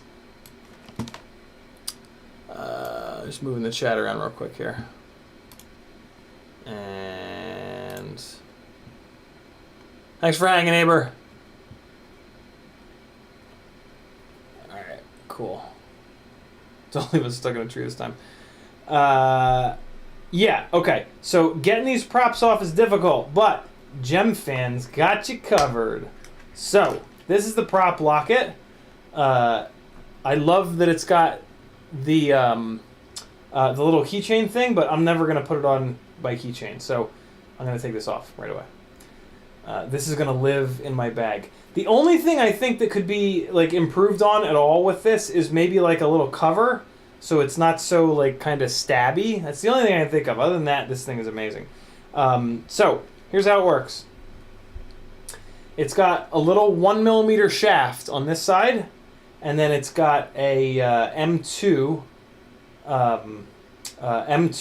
hex on this side. All right. So you unscrew this thing, and on the inside there are 2 little M2 screws. So you take them out, and if you look at them, they're not normal M2 screws. They're actually, I think this is machine thread. Don't quote me on that, but it's a much bigger thread than our standard M2s. Because the point is, these are going to drive into and grab a hold of the outer M2 holes in the propeller, and it's going to pull the propeller off by those 2 holes. So here's how it works. I think I haven't actually used this before, but I'm just using logic to get me through this. So you've got this little hex on the back here, which fits into these little guys. All right, and this is like a prototype, so this is kind of nosed up a little bit. Let me just try to straighten this out real quick. Hold on. This doesn't fit quite right. This might be like the only one that exists. I'm sure that'll be cleaned up by the time they release this thing. All right, so you take you got your 2 pieces here. This is the puller piece. This is going to go down on the top of the propeller, and it just kind of hangs out. And then these 2 guys, I guess, oh yeah, so you can slot. So it's got these little slots in it here. See those little slots? All right, see them? And if you look at it from the inside, you can see them there. Wait, nope, there you go. Right, so they're opened on one side. So when this screw goes in, it's then gonna just drop into that little guy like that. It's just gonna. So you take this, put it in there. I'm just gonna use a regular M2.0 driver. So you just screw these in a little bit to the outer M2 holes on your propeller. Don't gotta screw it in a lot. And then you take the other one, and you screw that one in. And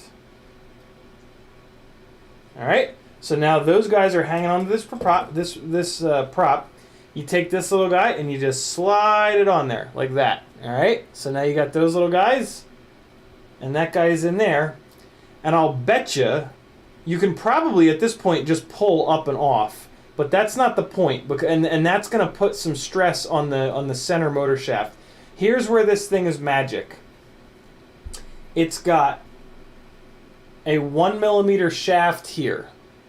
You can see on my index finger. That is going to push down on that motor shaft. Actually, it's just going to hold that motor shaft in place while this piece pulls up from these threads.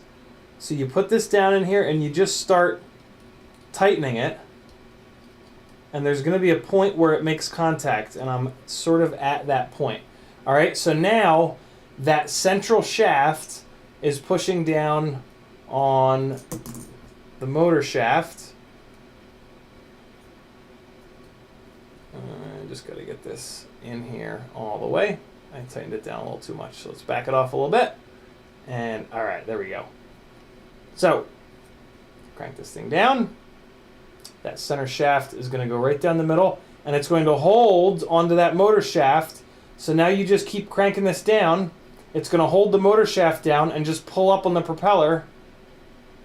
And would you look at that? You've just removed your propeller. You're super stubborn to get off propeller without bending the motor shaft and without pulling the motor shaft through the bell. Both of those things are just as important as one another. The chip lifter, if you have a really stubborn stuck prop, can absolutely pull the shaft on the bell, or you can even bend the shaft with this chip lifter. This thing works pretty good. This thing works 1,000 times better. This is really cool. This is a really, really cool little thing. Every single one of you guys that fly T-mount propellers should have this thing. This is also going to work for 1.5mm shafts. So this will work on all T-mount propellers. And yeah, it's just as easy as that. They put these little recessed holes in here to store these little guys, because at this point you just need to back them out, and then you can store them for the next time you need to use them right in there like that. And there you go. They're stored safe. Screw this thing back on and throw it back in your bag. Good to go. Awesome.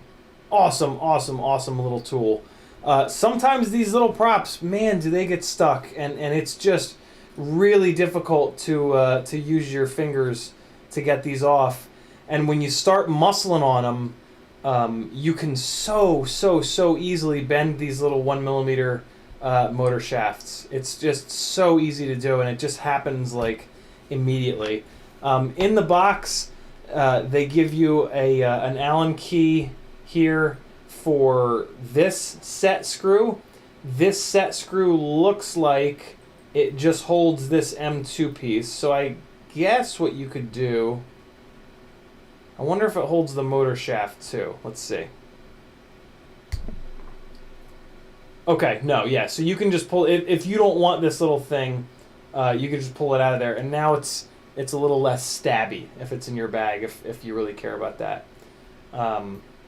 But yeah, this is cool, man. This is like grip, you know, where it's like a problem exists and a very specific tool gets made to fix that problem, and like, that's awesome.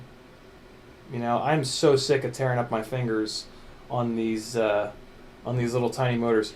Little custom cut insert here. I'm digging it out because it looks like there's instructions here. Yeah, cool little instruction manual. Remove both screws, install them in the thing, slide it over. Yep, perfect little instruction manual. Completely explains how to use it. But I'll bet you most of you guys will not really need that. And then it comes with a little baggie here with a bunch of those little extra screws, with 4 of those extra screws that are going to drive into the T-mount, the outer T-mount holes on the propeller. So that's really cool. That's really smart that they threw in a bunch of those extra screws. So there you go. That's the prop locket. Awesome little, very specific tool to save our fingers, yo. We got to use our fingers to fly. We can't have our fingers all banged up from taking props off and on and off and on and off and on. This is great. Like, oh man, I just love like simple little engineering challenges that get fixed by things. That's always fun. So this one's mine. I'm putting this in my flight bag, just like that. I think. Actually, no. What I'll do is I'm gonna take everything out of this, and I'm just gonna let this thing bounce around in this little case, and then I add some more stuff to this case. So it's gonna live its life like that, and then I'll put a couple more things in here, and then this will live in my flight bag. Yeah, I mean literally the only thing I think could be any better about this is if there was somehow just like a little cap for the top and the bottom, so that you could just throw this into your flight bag and not worry about it like stabbing stuff with the 1mm or with the M2 back here. Other than that, this thing is great, and they give you this awesome little case. So just put it in there, and you're good to go. Great little tool, Gemfan. I think this is the brainchild. Don't quote me on this, but I think this is the brainchild of Ultron over at Gemfan. If it is, even if it's not, great work, guys. This is just, yeah, I love it. Love clever stuff like that. Let me get caught up on chat. Maybe these batteries will be done by the end of the time. By the end of that. By the time I get caught up on chat. I can't speak. Hold on. How did I get this behind? What's happening? Michael D said... Oh, no, we got that. Everything says, damn it, skipped right over my comment calling anti-vaxxers the new flat earthers. I feel like I missed a bunch of comments. Now my tongue's not working. That's just not true. Abraham says that was obviously the discharger. No, it's not. It's this stupid USB charger that's always worked totally fine, but I don't know. Doesn't seem to be working. I'll play around with it. Maybe I didn't plug them in all the way. I know I did because it lit up in green. 661 says you're gonna love the 25,000 kV on the 75mm rig. Makes all the difference. I'm excited for it. I can't believe I don't have any proper propellers for it, but these HQs will get us up in the air to just check it out. Dan636 says, don't leave us stuck in a tree this time. Metal Dixon says, I got my whoop flying on 0802 Areola's cockroach frame. ELRS AO came with a stupid short battery lead. I said F it and went GNB 27. Very cool. Abraham is out of here. 661 says 0802 25,000s Gemfan Biblade 75 frame 1S450 has been the best flying whoop I've ever flown. 20,000 kV just isn't enough. It's been my hunch. That has been my hunch. YouTube did the thing, of course. Scrolling back up. There we go. Abraham says, give me the diameter of that thing and I'll make a cap for it in 5 minutes. Print it and send it to you. It would take no time at all. Nice, dude. Hurry, though, because I've already said I was leaving twice. Abra has probably now left, so it's probably pointless for me to be doing this, but I'll do it anyway. What do we got here? Let's see.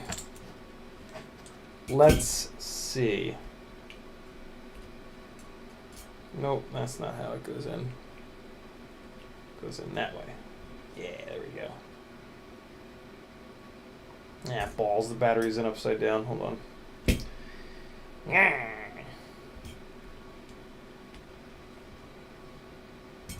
Or the battery's dead. Please no.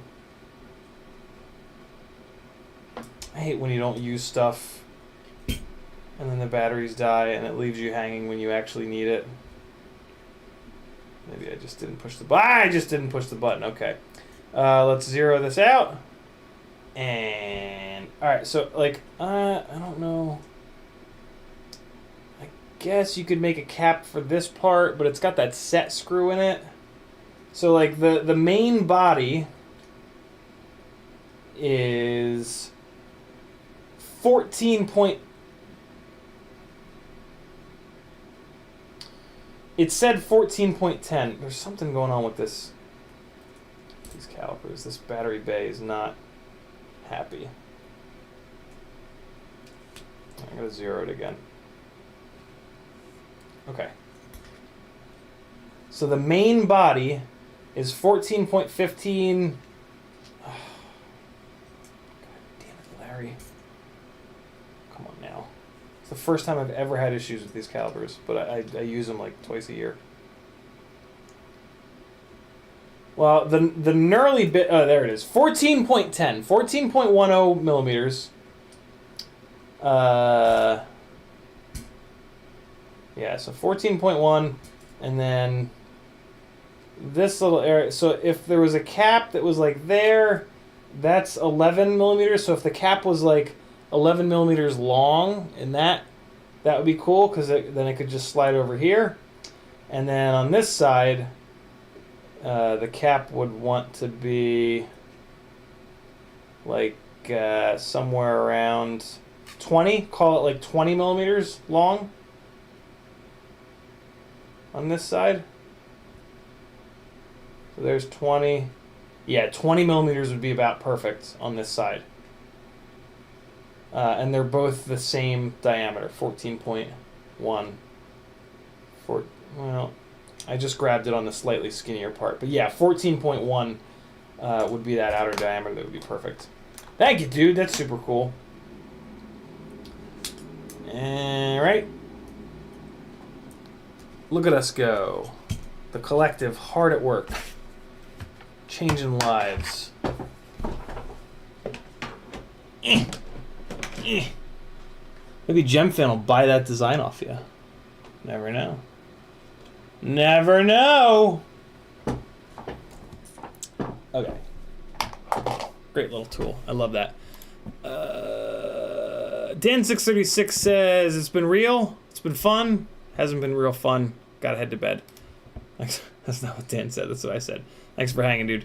Friend Nicholas says, those coarse thread screws into the props are going to weaken the props at the holes. Important if you're going to reuse the props. If you really drove them into the prop, sure, but there's no real need to really plow them down through there. There's plenty of hub material. You can just put like one thread in, and I can't imagine it really hurting the prop. I think it's mainly for the little tiny propellers anyway, and they don't even use those holes. You know, they just use that center hole. So I can't imagine it being a problem. I mean, you're of course right, but realistically, I don't think that it would ever be it would ever actually hurt, especially if you just turn it in a little bit, just enough for it to grab the top piece of plastic, and then yeah, you'd be good to go.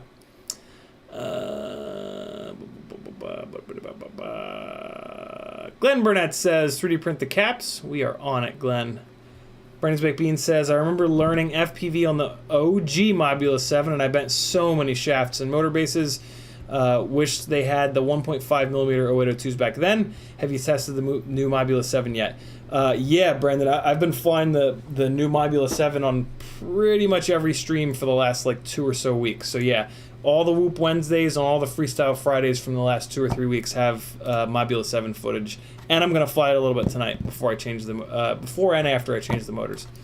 Charles Marseille says you can make it better by upping PIDs in Betaflight, but people are scared of not putting the right numbers in, burning motors, etc.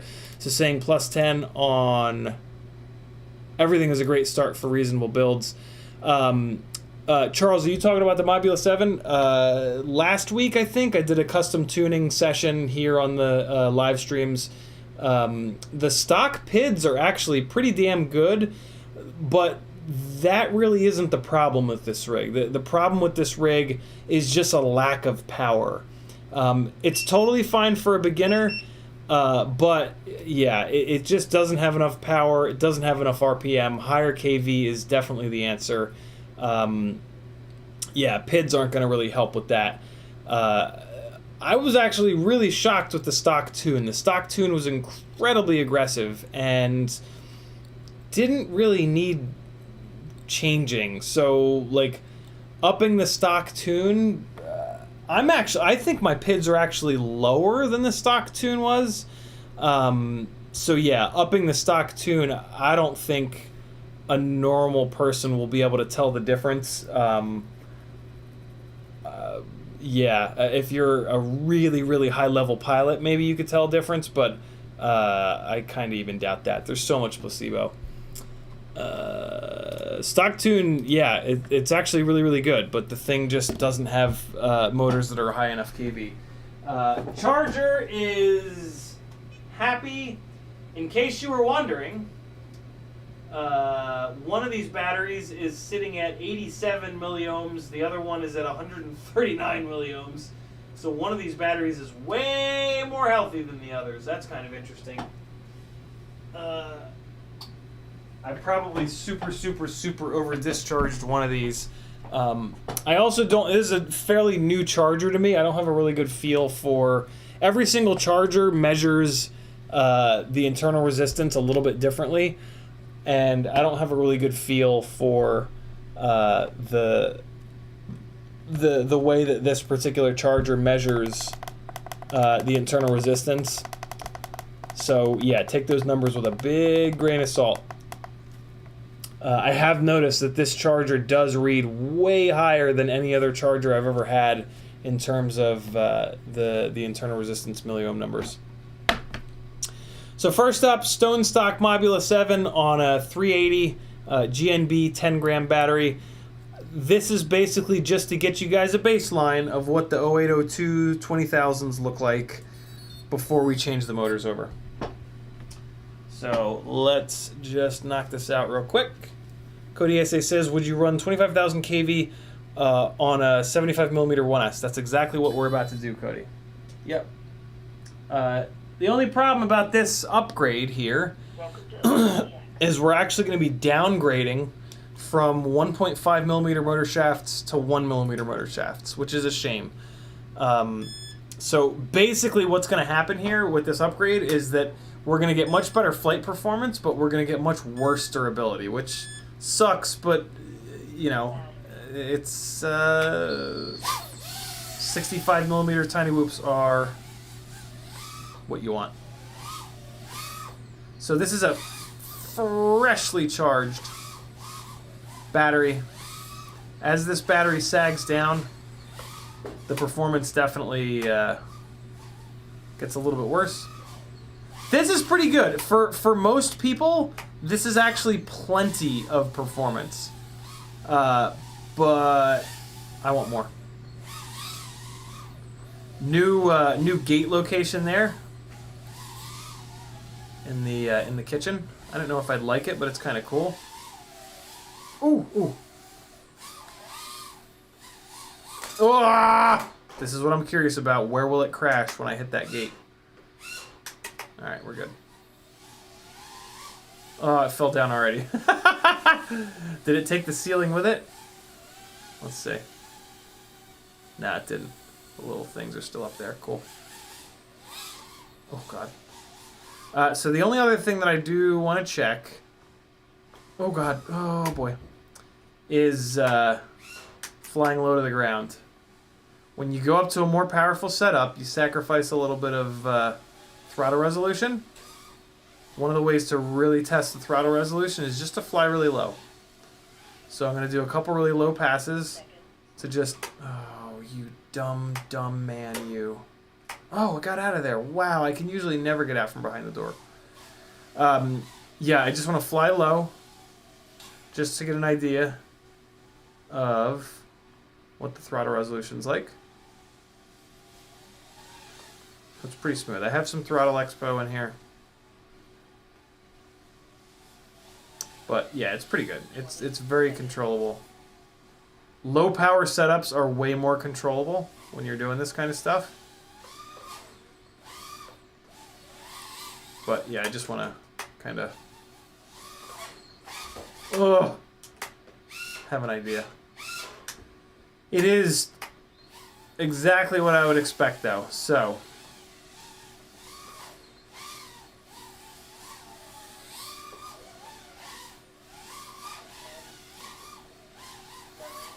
Just like banging the yaw around. Yaw is the weakest axis, just to kind of get an idea.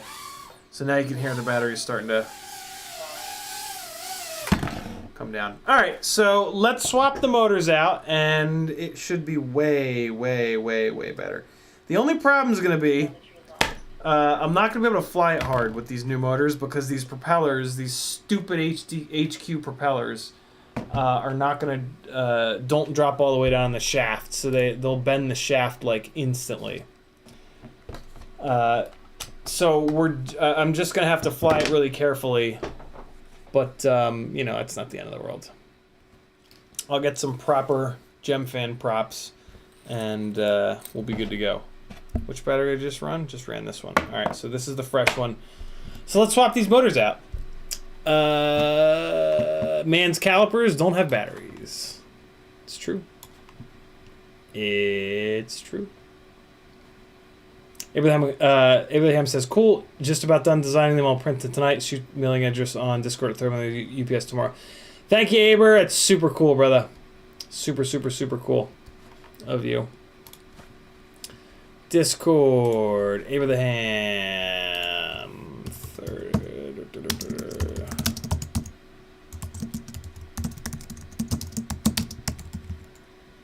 Oops. There you go, brother. Thank you, thank you, thank you, thank you, thank you, thank you, thank you. The goggles, screen, awesome. Love it. You're the best. You guys are the best.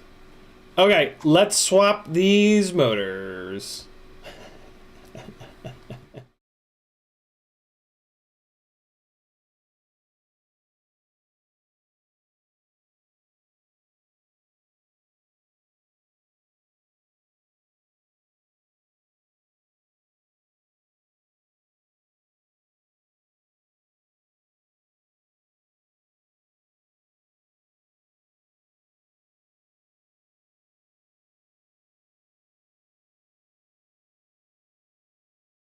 If you want me to keep on going, help me out. Join my Patreon. Click an affiliate link or two. Buy yourself something nice from my Etsy store, my Fiverr page, my Teespring store. You can do it. Buy yourself treat yourself. 2011. 11 years ago. Why? I feel so old. Reynolds McBean says they need to make a higher KV option in that RS 0802 then. They really do. That would be really, really nice. 661 says I have Mobula 7 0802 19,000. It flies like a brick. It's absolutely horrible. But I get 6 minutes on it long range whoop. Dusty Joe says I think that rig I won from you might be going in a new toothpick build. I don't know yet. Very cool. That'll be fun. That'd be real fun. Oh, shitters. Yeah. Discord screen lost audio. Sorry, guys. No audio on the screen share scene. Okay,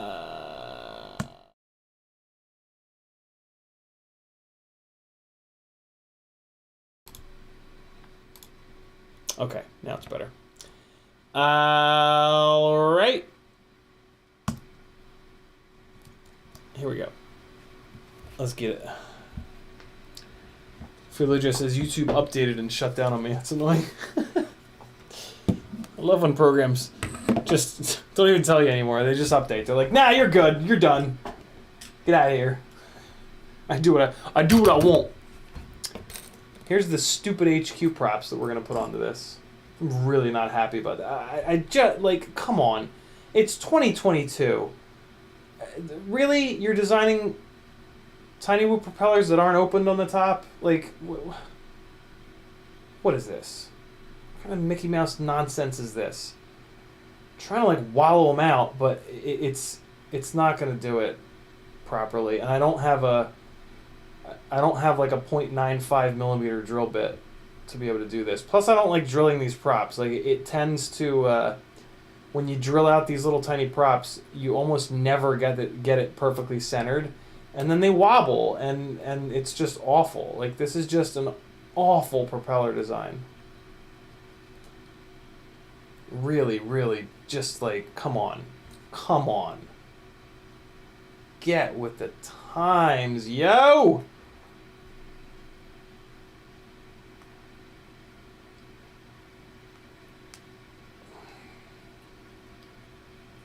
probably ruining these right now. Like if I, whatever. I would really like to fly this thing hard tonight.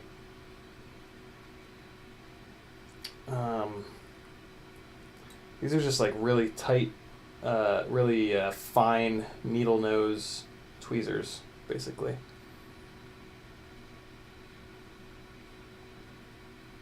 Yeah, the Gemfans are miles better. 661s is absolutely right. Okay, cool. So let's unplug. Oh man, this is going to be so nice. I'm just going to unplug this set of motors, and then I'm going to just plug in another set of motors. Oh my god. What a gift. I'm so used to having to direct solder these effing cinewhoop motors to the newbie drone boards. This is just going to be orgasmic. Oh, look at that. And they're all unplugged. Well then. Hold on. Let me pull these propellers off while the motors are still bolted down. I will say this, these bi-blade props, I really love how easy they are to take off and on of these motors. So this motor shaft and motor bell have begun to slip on one another. So I have to use the chip lifter for this one.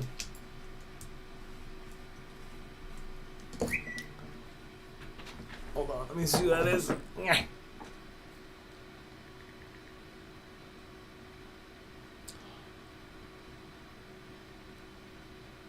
Adorable kitten pictures were just sent to me. I will always pause for kitten pictures. Man, it is so much harder to get these off when the bell starts slipping on the shaft. Unfortunately, I can't use the prop locket because these propellers don't have the outer T-mount holes. But if they did, they would be a lot heavier. So, come on, you're so close. Just can you just please? Hold on, maybe if I can get a grip on the shaft. Never mind. I'm not going to finish that sentence. There we go. No. Can't quite get it. Oh, there we go. Got it. So now I can just spin it. And off it comes. All right.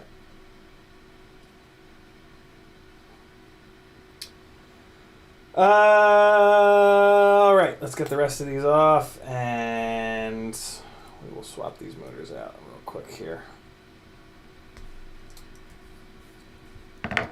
Cool. Here we go. How quickly... Lost a screw. Did not lose a screw.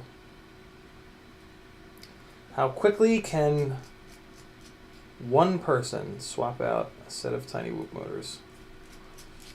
What else were we going to do tonight? Oh, unbox the DJI V2 goggles. But I mean, you know, it's just unboxing. Like, unboxing is such a... I don't know. Why are we all so obsessed with unboxings? Is it because it gives us, like, the endorphin rush of, like, we kind of feel like we bought something new? Is that what it is? I don't watch them. I think it's insane, but I feel like half of YouTube is unboxing videos. Alright, here we go. 2 down, 2 to go. These are these new Happy Model motors are they're kind of nice. I don't love that the shaft started slipping on the bell of that one, but admittedly, I was jamming a whole bunch of different props onto these, and some of them fit like really tight, and I was just being kind of stupid and just ramming them on there. I should have been more careful with them, and or I should have drilled a couple of them out, because I do have a 1.5 millimeter drill bit. But I was being impatient, and I just rammed a couple of them on there. And yeah, that's what messed it up. Adrian says, living vicariously through someone else's experience. Yeah, that's what I assume. That's what I assume. I guess to some extent it is nice to kind of like see what's all in the package. That's what she said. Okay, so there we go. And now we're going to take these cinewhoop 0802 25,000s and plop them on. Oh, hopefully the motor leads are long enough. Oh yeah, they are. Nice. Way to go, cinewhoop. Jesse knows what's up, man. He's got our back. He knows what we need, even when we don't know it. Okay, I'm gonna just twist these guys up. Make them a little shorter, keep the wires all neat and tidy. And woo. Woo. Who's working on some stuff? Who's doing some building tonight? Anybody? We got another hour and 15 minutes. But I mean, realistically, I think maybe I'll shut the stream down a little bit early. I am just hungry as hell. I don't quite know why I'm so hungry right now. But kind of the story of my life, to be really honest with you guys. I've always had a crazy metabolism. That's why I'm so skinny. And wow, these motor holes are just in the stupidest locations I've ever seen. Why did they do that? Put them. This was a very weird choice in where they put these the motor mount holes in this frame, and it really makes it difficult to get. Jesus, come on now. Oh, I hate working on cinewhoops. Oh God, it makes me feel like a fucking ogre every time. Okay, so if I just leave the wires running out randomly like that, I guess that's how it needs to be done. That's just silly. Oh God, here we go. Here we go. Ooh, these are long. These are long motor screws. Okay. Maybe the motor mount base is... Oh, it is. It does look kind of thick. Okay, that's kind of cool. Wonder if they previously were having issues with the this frame breaking at the mounting base here. All right. And one down, 3 to go. Danzilla the Terrible says, anybody know CiottiFPV's address? We could send him a pizza. I'll just message it to you if you want to. Just don't do the thing that everybody did to Joshua and get like anchovies and shit. Oh, you know what? I can't do the... Nah, I can do the... Well, it's also 10:46. I don't think any pizza shops are open anymore. I appreciate the sentiment, though. Yeah, mozzarella. Most pizza has mozzarella cheese, and mozzarella is one of the things that I am ultra sensitive to. I got my food sensitivity results back from Everlywell, and they say I can't eat dairy, or I mean I can't, but shouldn't be eating or drinking milk, or why can't I think of the other one that was in the red? Milk and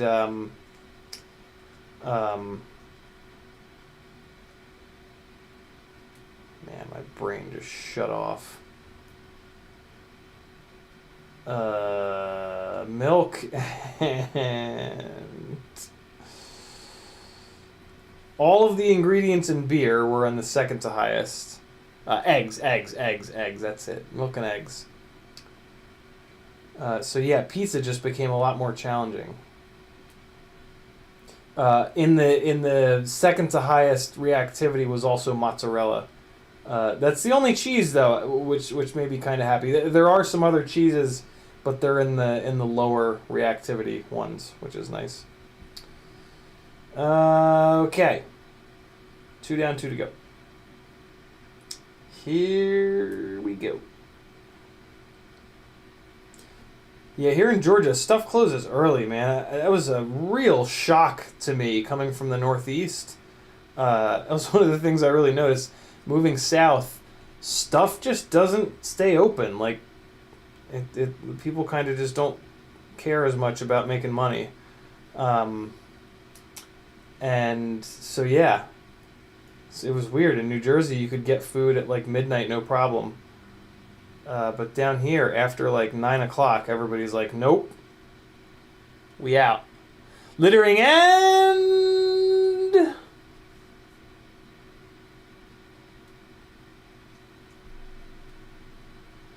Newsins FPV knows what's up. He says, tiny whoop work gives me anxiety, for real. Yes. Yes, exactly. That's exactly what it does. It just... Like, every time I work on a tiny whoop, like, immediately I just want to scream. Just, like, instantly. The second that I start touching tiny whoop stuff to work on it, like, my feet start shaking up and down. Like, I start bouncing my legs up and down. And it's like, if anything goes wrong, I just want to hit it with a hammer. And, like, I've been doing this for 5 years, so, like, if you think you're going to grow out of that, I got news for you. Probably ain't. There are some little tips and tricks, but still, it's just infuriating. I really don't like it. But we got to do it, man, because fucking tiny whooping is fun. Like... My God. Flying these 65 rigs at Maggie's house is one of the most fun things I've ever done.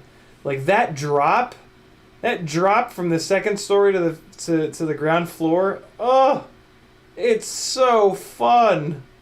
And it's so fun to do it with, like, a little tiny baby quad. Like, it's just hysterical. And it looks so cool through the goggles and, like, good stuff. All right.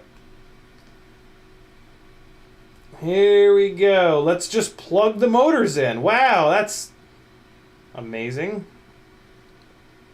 Should I run these motor wires out and around? Yeah, I can do that. Keep them from getting hung up in the props. Ugh. This is just great. I wish these Mobula 6 AIOs weren't like... They're just not as good. Like the newbie drone AIOs are just better in like so many little ways. But they just have the wrong plugs on them.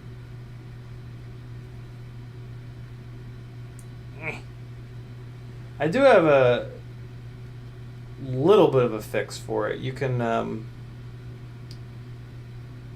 buy these. You can buy these plug headers like this off of Amazon. Actually, you can buy these off of my Etsy store. Come to think of it, and then you just cut these really short, and then you solder these directly to the newbie drone boards, and you have a regular connector on the newbie drone board.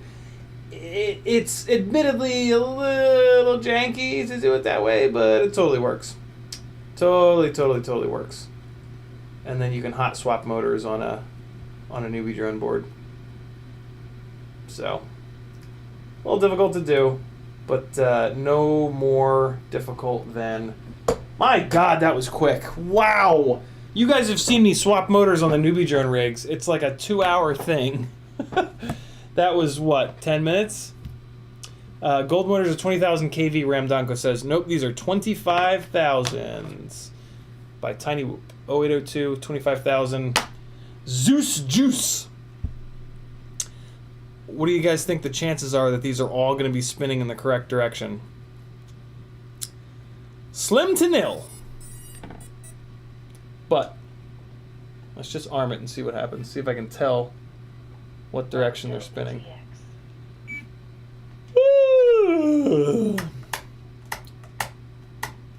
Come on. Come on. Arm. Arm! Come on. There we go. Oh. Oh! Number 1's correct. Number 2 is wrong.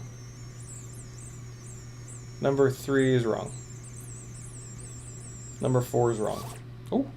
2, 3, and 4 are wrong. Okay. Come on.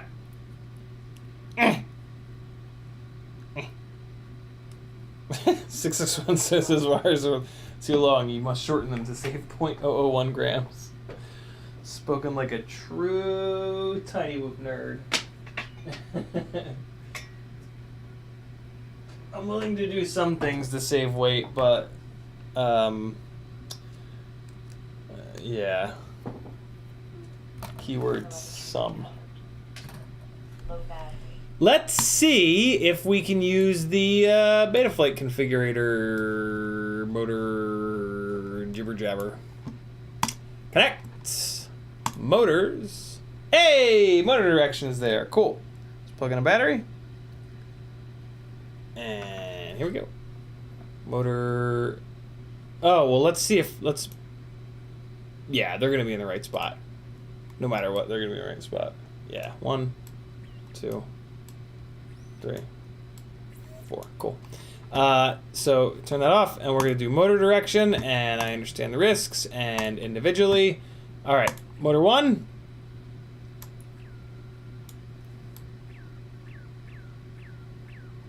Oh, man, I can't. Well, it's a fucking tiny whoop. Let's just put the props on. It'll be fine. I can't tell which direction it's spinning without the props being on it. And it spins it at such a low power that that when I put my finger on it to try to feel what direction it's spinning, it just stops. It just stalls out. So I'll throw the props on real quick, and then I'll be able to tell which direction these are spinning. Stand by. Just pushing props on. There's nothing to see here. Nothing to see here. Move along. Move along. Nothing to see here. No, don't move along. Stay. Just kidding.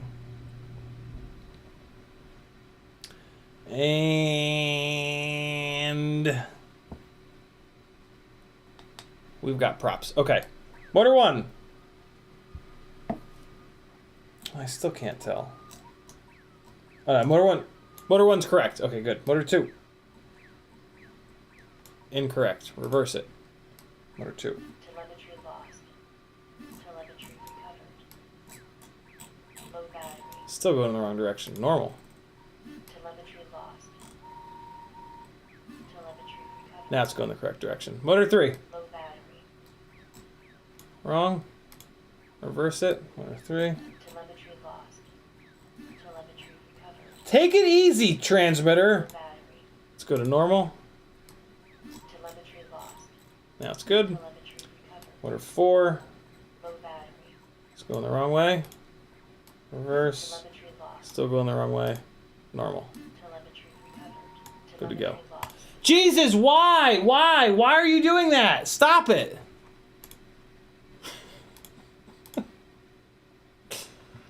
Jesus. Let's bring the motor idle down to Low battery. 10. And save and reboot. All right, we're good. Telemetry lost. Telemetry recovered. Low battery. Jesus, this thing stinks when it sits. Man, these Happy Model boards are just a hand grenade waiting to go off. Like, they are so... They get really hot, and they're made by Happy Model, and that's a bad combination. Alright, so I got these propellers down as far as I can, which is not very far because stupid T-motor closed, stupid HQ didn't mold them so that you could put the propeller all the way through it. Which is like Tiny Whoop Props 101. Same battery? I don't know if this is the battery with the higher or lower internal resistance, but I'm pretty sure that the difference here is going to be quite evident because we've just added 25% more RPM. So this should be very easy to see the difference. I have it down on 25 milliwatts. It's the ELRS apparently that gets really hot, from what I'm told. Now I have to refocus it. There we go. All right, let's see how it is on the 802 25,000s, and I'm gonna try my best to not crash it 800 times because I will bend these motor shafts. All right, so let's just chill for a minute, let it cool off. It got really hot from being plugged in there. Feels totally fine. There we go. All right, ready? Yeah, that's right, goggles. Beep. Okay, yep, a little bit more for sure. Try it again. Oh, yeah. Yeah, that's more.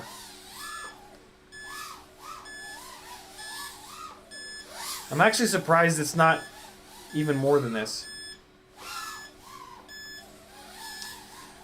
Can somebody send Fat Shark an email and just say, hey, Aaron Ciotti wanted to thank you again for making your stupid ass goggles and batteries just beep for no reason all the time.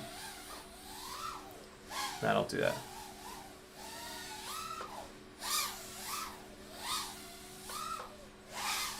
So, definitely better. For sure better. I don't think it's as good as the 65s though. Hard to tell while flying it really gently like this. Ah, oh, fuck. One thing I didn't want to do.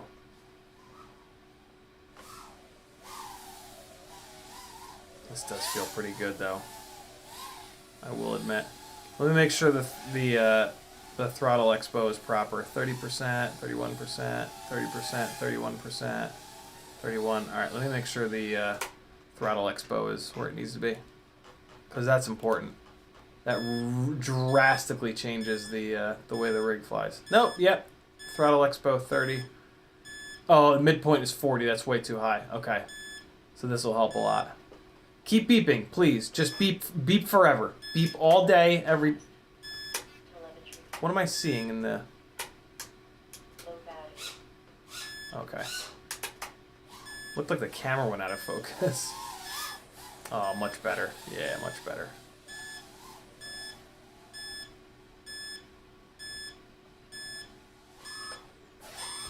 Oh boy, okay. So, yeah, those big throw moves are now possible. That's cool. As long as I hit carpet and soft stuff, I'll be fine.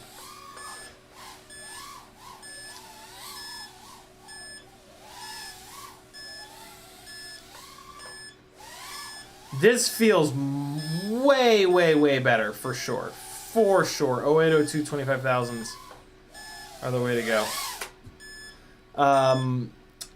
Still not sold on 75 millimeters though. So here's a 65 to compare that to. This is just, it's just too heavy. It's the same kind of thing that we went back to. It's just too heavy. Here's the Mobula 6 with tri-blades. The extra power is great, but it's no lighter. You know? Here's the real indoor freestyle king, in my opinion. Wait, which one is this? No, this isn't the king, but this is the bind and fly king, I guess you could call it. Look how crisp this is. Oh boy. Look how quickly I can crash this.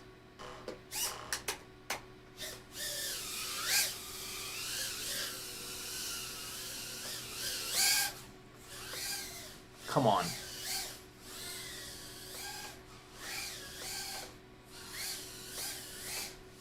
Look at that. Look the way it changes directions. You need that. You need it to be able to change directions like this quickly and carry this little momentum if you plan to do really tight and technical stuff inside like this. This is the kind of stuff that the Happy Model board sucks with. Like, it just won't rearm. It won't go into turtle mode. It just, there's all these little weird annoying things that the Happy Model AIOs do that the Betaflight the Newbie Drone AIOs don't really do. Woo, that was sick looking. Come on now.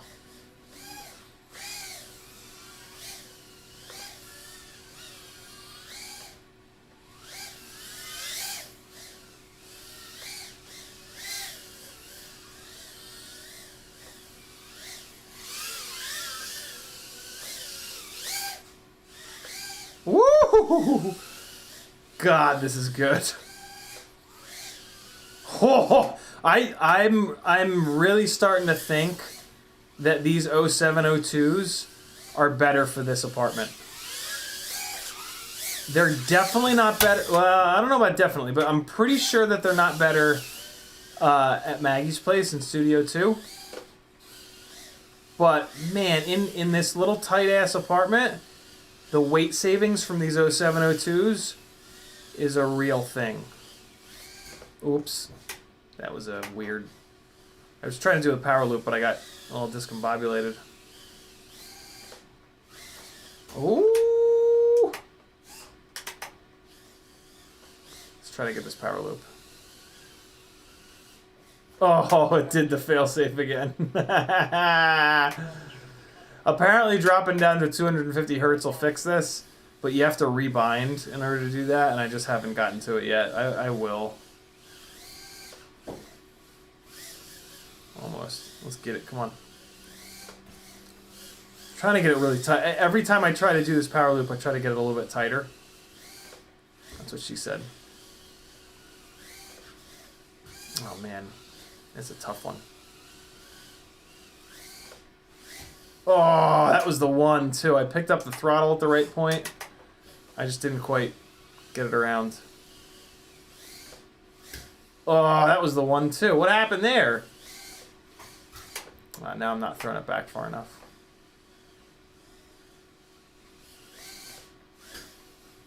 Yeah, same thing on that one. Come on, let's get it. Nope, same one. Same deal. Ah!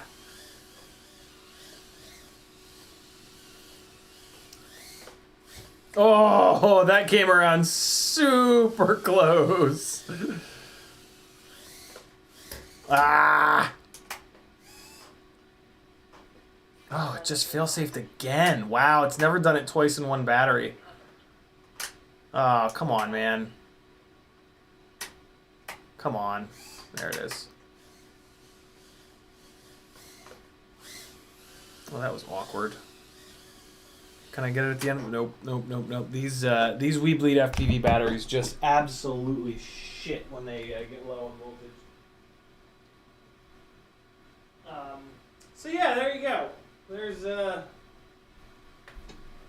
I'm pretty happy with the extra performance that the Mobula 7 just picked up. The real test is going to be once the proper Gemfan propellers come. That's good. Keep beeping. What'll the durability be like? And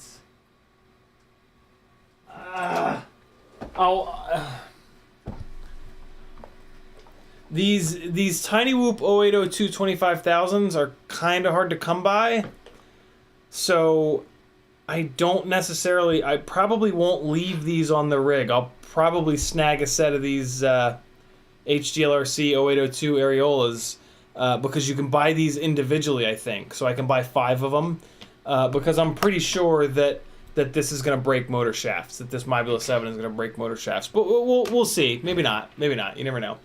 Let me get caught up on the chat. God, I love flying tiny whoops. I don't know what it is, but like this new crop of tiny whoops is so much fun to fly. Now that we have good motors that make good power, ugh, it's so nice. I really, really, really dig it. Yeah, it's just wild. There it is. Okay. Look at us doing things. We'll unbox the DJI helmet in a minute. So there you go. Mobula 7, 0802, 25,000 kV motors absolutely outperform the stock motors. But the limiting thing might be the fact that all of the 25,000 kV motors have 1mm motor shafts. Will they survive? Tune in next week to find out. What's up, CMYK? How are you, brother? Let me scroll back up and try to figure it out. JRFPV's in the house. FPV Trucker says, I can only find 0803 22,000 kV motors. Everybody's out of 0802 25,000 kV. Yeah, since it's tiny whoop season, it's hard to find stuff. That's annoying. I thought I'd seen the areolas in stock. Maybe not. Thurberg 2500 says, do you have Edge TX on your QX7? I do not, Thurberg. I have the newest version of OpenTX. It works fine. I have a second radio that I'm going to put Edge TX on to play around with it. Monodurkin says, did you switch it down from 25 milliwatts? Happy Model Boards default at 100, 200. Yeah, I have it down on 25. I might actually have it down on 5. It's really low to try to keep it from overheating. But apparently the ELRS stuff is what makes it overheat. 6S1 says, you should have put those motors on the scale for before and after weight comparison. I'm sure the 1mm shaft motors are lighter. Weight makes a big difference. That's very true. That is very true. These are almost certainly lighter. I'm not even taking motor off, but we'll just weigh the whole damn thing. And I haven't added anything to this, so whatever the normal Mobula 7 ELRS weight is, you can just kind of compare it. 24.0 grams. Right on the nose. 24 grams with the 1mm shaft motors. I'm pretty sure that's a little bit lighter than it is stock out of the box. I'm tired. I'm sleepy.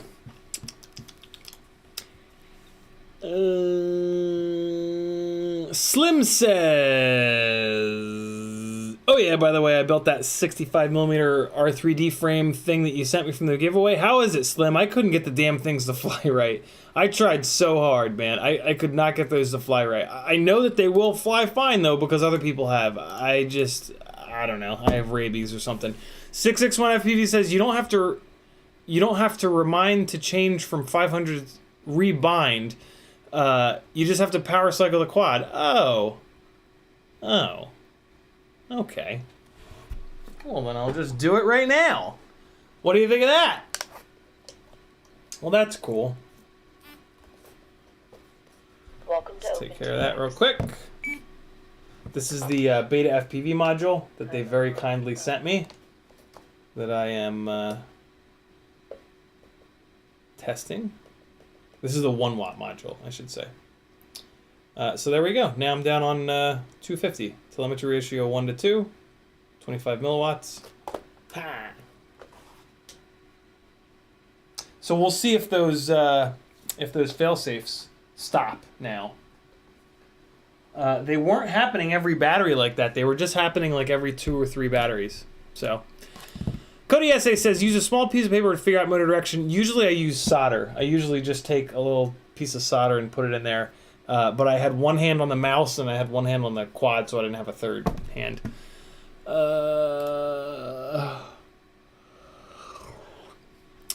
Thurberg 2500 says Edge TX with 1 bit enabled will fix the telemetry loss, telemetry recovery repeating over and over. Nice. I'm looking forward to Edge TX. I always stay away from absolutely brand new stuff because I just hate being the person in R&D's stuff for somebody else. I like to wait a little bit, let other people figure out the problems, and then I run it by the time it's kind of locked in. FPV Trucker says, should I buy the 0803 22,000s? No. The T-Motor 0803 22,000s, I don't really like them, and a lot of people don't really like them. Yeah, it's just not, it's not what you want. Let's unbox these DJI V2 goggles that a grateful supporter had shipped to me from Amazon. Very cool. Whoever you are a goddamn rock star. This is incredibly generous and will allow this DJI experiment to be much more realistic, because this means that I can actually run DJI on set at gigs. And I'm doing this all wrong. So I cut the tape. First thing I did is I cut the tape. That's important in the unboxing. And then I opened the top. Paul McDonald says, does more stator volume always mean more power draw? Not always, but like 99.9% of the time. You could technically have a motor with more stator volume that has a bigger air gap, shittier magnets, and some other subtle things in the design of the motor, and that could make it have less power. Typically not, though. Typically the stator volume has more to do with the amount of power that the motors will take in and then put out than anything else. So there's a little top piece here. Look, there's a little hole in it. Am I doing an unboxing correctly? And then there's the toppy bit. Oh, there they are. There's the Ant-Man helmet. Let's leave the Ant-Man helmet in there, and we'll look at what's in this top part. That's what unboxing people do, right? Oh, there's a piece of foam here. Oh, and it's all right. So let me get into full-blown unboxing mode. So there's a piece of foam here that's being used to prevent scratches on the face of the goggles. That's a nice touch, DJI. They do thumbs up a lot. Unboxing people do thumbs up a lot, right? When I rub the foam with my finger, it gives me an erection. So there's a thing here, and I'm fingering the thing. I'm gonna finger the thing on the top part. Bork says, how smooth is it? It's pretty smooth. Paul McDonald!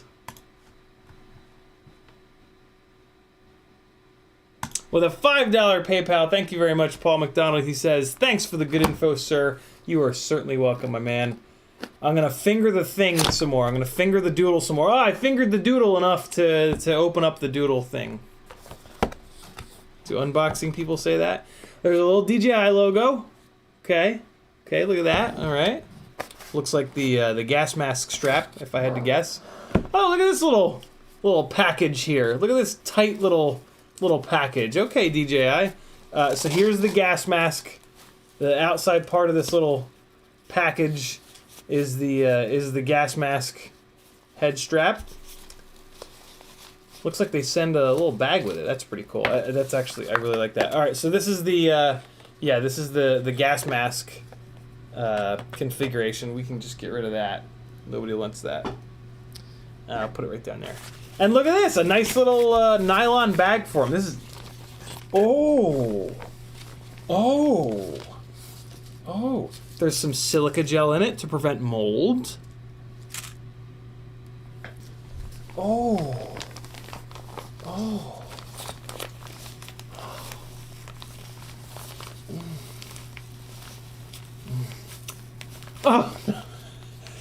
It's like, look at it in there. Look how luxurious it is. Does it fit as a hat? No, can't use it as a hat. You can use it as hand warmers though. ASRM. You can use it as hand warmers on set. Just just warming my hands with my DJI because I'm a fancy DJI pilot now. I spent $1,000 for my quad, and if I crash it once, it'll catch on fire and break all the arms. But I'm better than you. Because I am a DJI person. Why do I keep doing this? Is that what DJI people do? Brandon's baked beans, good lord. This is actually a really nice little bag. All things considered, it's got little. Yeah, this is actually absolutely gonna get used. All right, we got a couple of bags in here, bags of things. Again, there's a piece of foam here that's very smooth.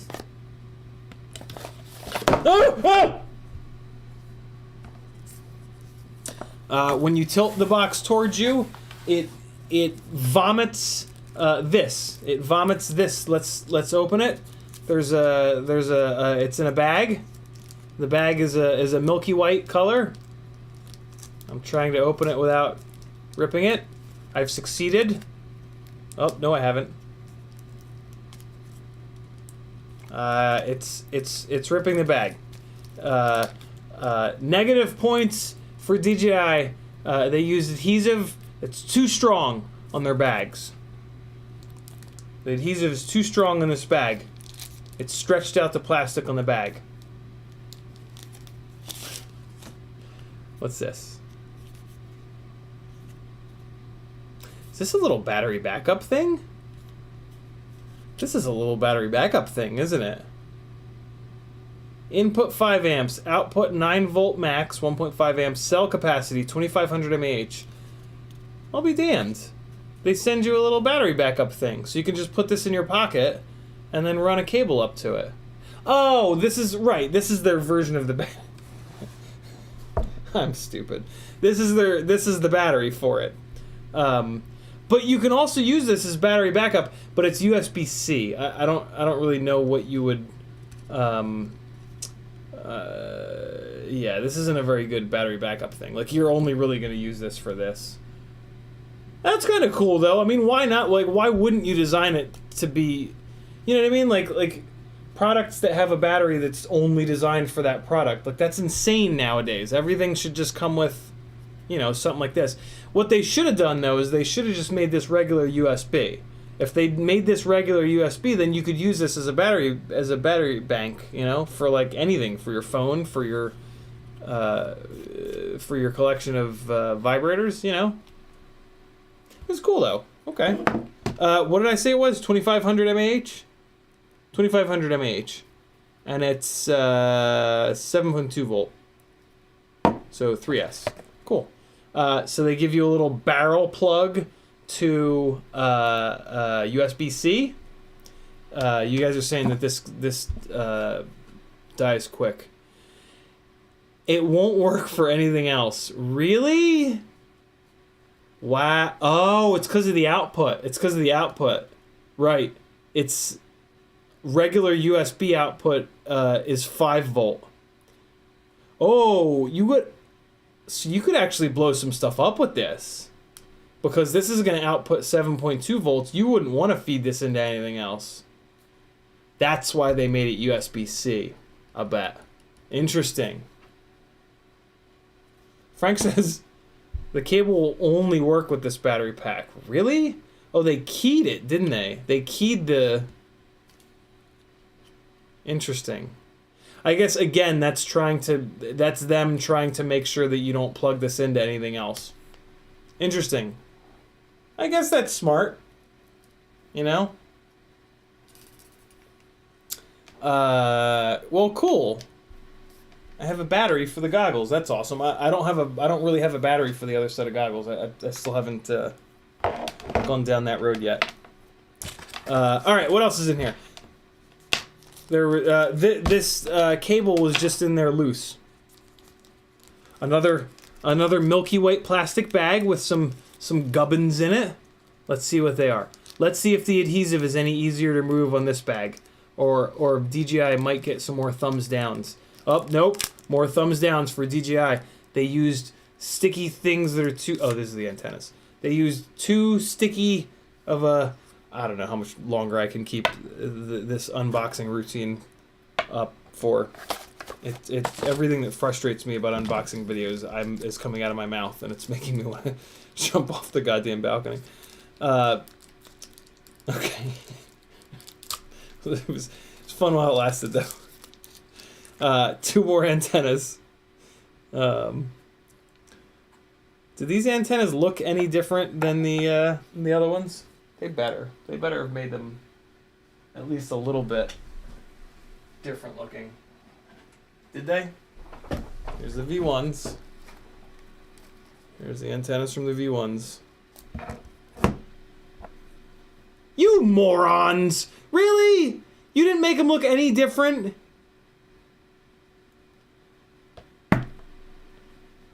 I don't know which one's which, to be honest. I think the one that I pulled out of here was in my right hand. You jackasses. Come on. Do I have to do everything around here? Do I have to solve all the world's problems?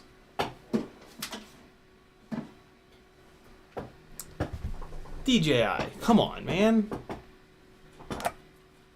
Come on. I guess they already had the mold. They probably made 150,000 of the plastic outer bits. But like, you know, come on, right? Is it just me? I'm actually gonna put these right back. No,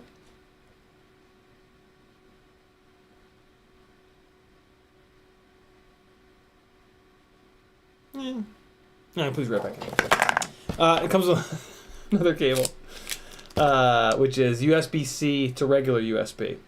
So if these goggles are run on 5 volt, this would allow you to plug them into a battery bank, or this is to update them. This is to update them. Yeah, this is to update them. Oh, Brandon's Baked Bean says 3 notches are V2 antennas, 2 notches are V1. 3 notches?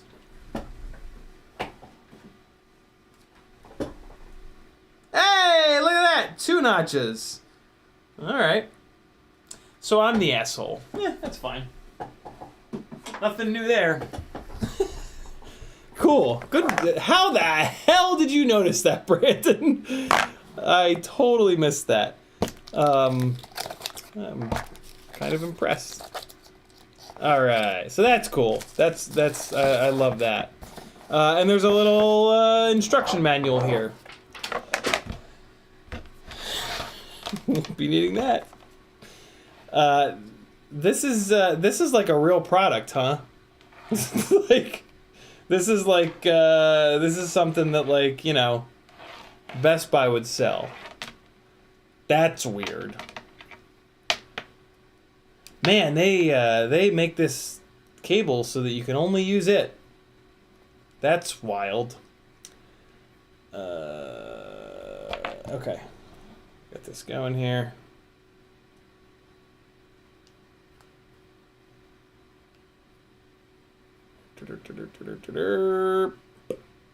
Come on, just trying to get this little rubber band that they sent. They sent this nice little rubber band, and now I can get it and put it on a little bundle of wires just to kind of keep it clean.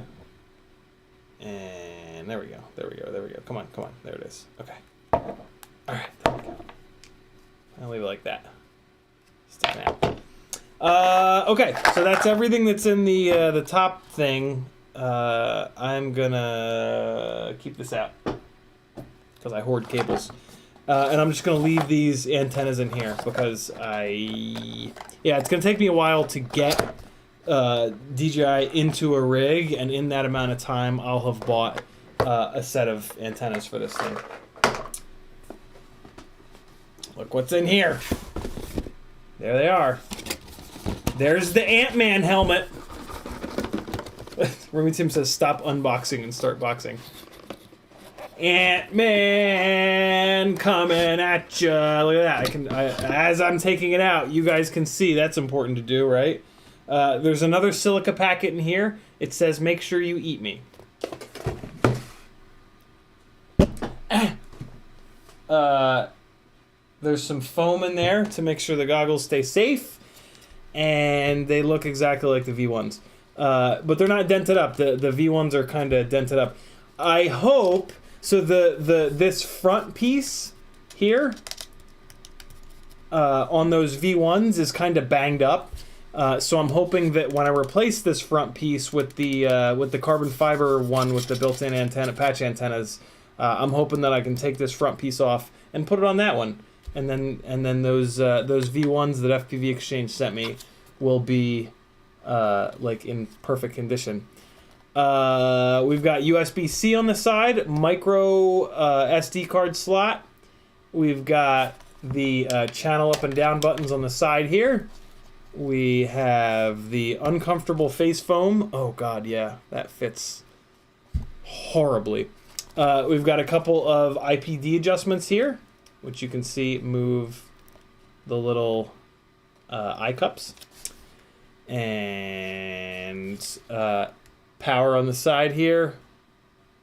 Headphones, huh? Headphones and power on the side there. And a little joystick up here. Record button for the DVR. And a back button as well. What? Yeah, I mean, it's just... This is nuts. This is nuts that in FPV we have a product like this. This is like... Apple level shit. Like these are wild. It's not the first time I've seen them, but like, you know, brand new is it's slick. A couple of vents up here that it's gonna pull in air through, and then I guess it pushes it out on these Ant-Man looking vents down here. Maybe not. Oh, here they are on the bottom there. Okay. Wow. Keep lenses away from direct sunlight to avoid damage. Yeah, this is the thing that everybody loses their minds on with unboxing videos, right? Yeah, Melvin Skin. Yeah, you got. Okay. All right, you guys ready? You guys ready to just absolutely explode all over the place? I hope you got your towels. Somebody already has a semi, and they're about to finish. Here we go. Oh. Ah! Gross. Jesus Christ. What have I become? What has happened here? Hold on, hold on. I'm gonna really milk this one for all it's worth. I'm just gonna need this smoke. Alright, hold on, ready? Ready? And I'm gonna put to manual focus. Oh god. There's gonna be a whole generation of children that get created tonight because of this. Okay. That's a bit too much, I think. Let's just back it out a little bit. All right, here we go. Never before seen, I don't know, peeling in macro with tweezers. Oh, the foreplay. Oh, the foreplay.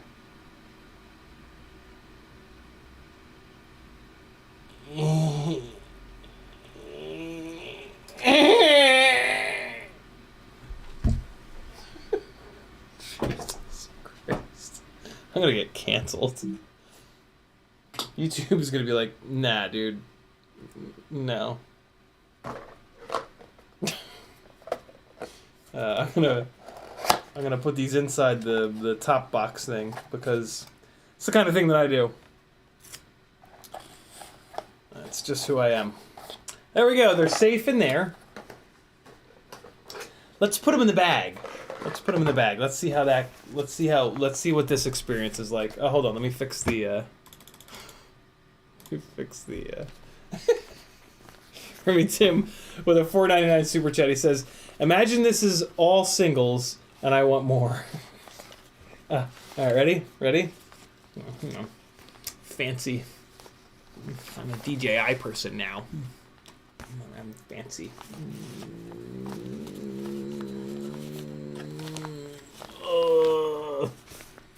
Sorry. Mitoda with a $5 super chat. He says, do you have a modified tune for the Mobula 6 with 0702s? I do, Mitoda. It's kind of a meme tune, though, at the moment, but it works really well. I just made all the values 100.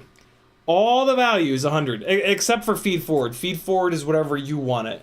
But PI and D max values, if you make them all 100, and then if you make the D min values 80 or 70, it flies great. So yeah, there you go. I did it literally like as a meme, but then it flew really good, and I was like, well, I'll just leave it. So yeah, it's got the meme tune on it. You'll love it.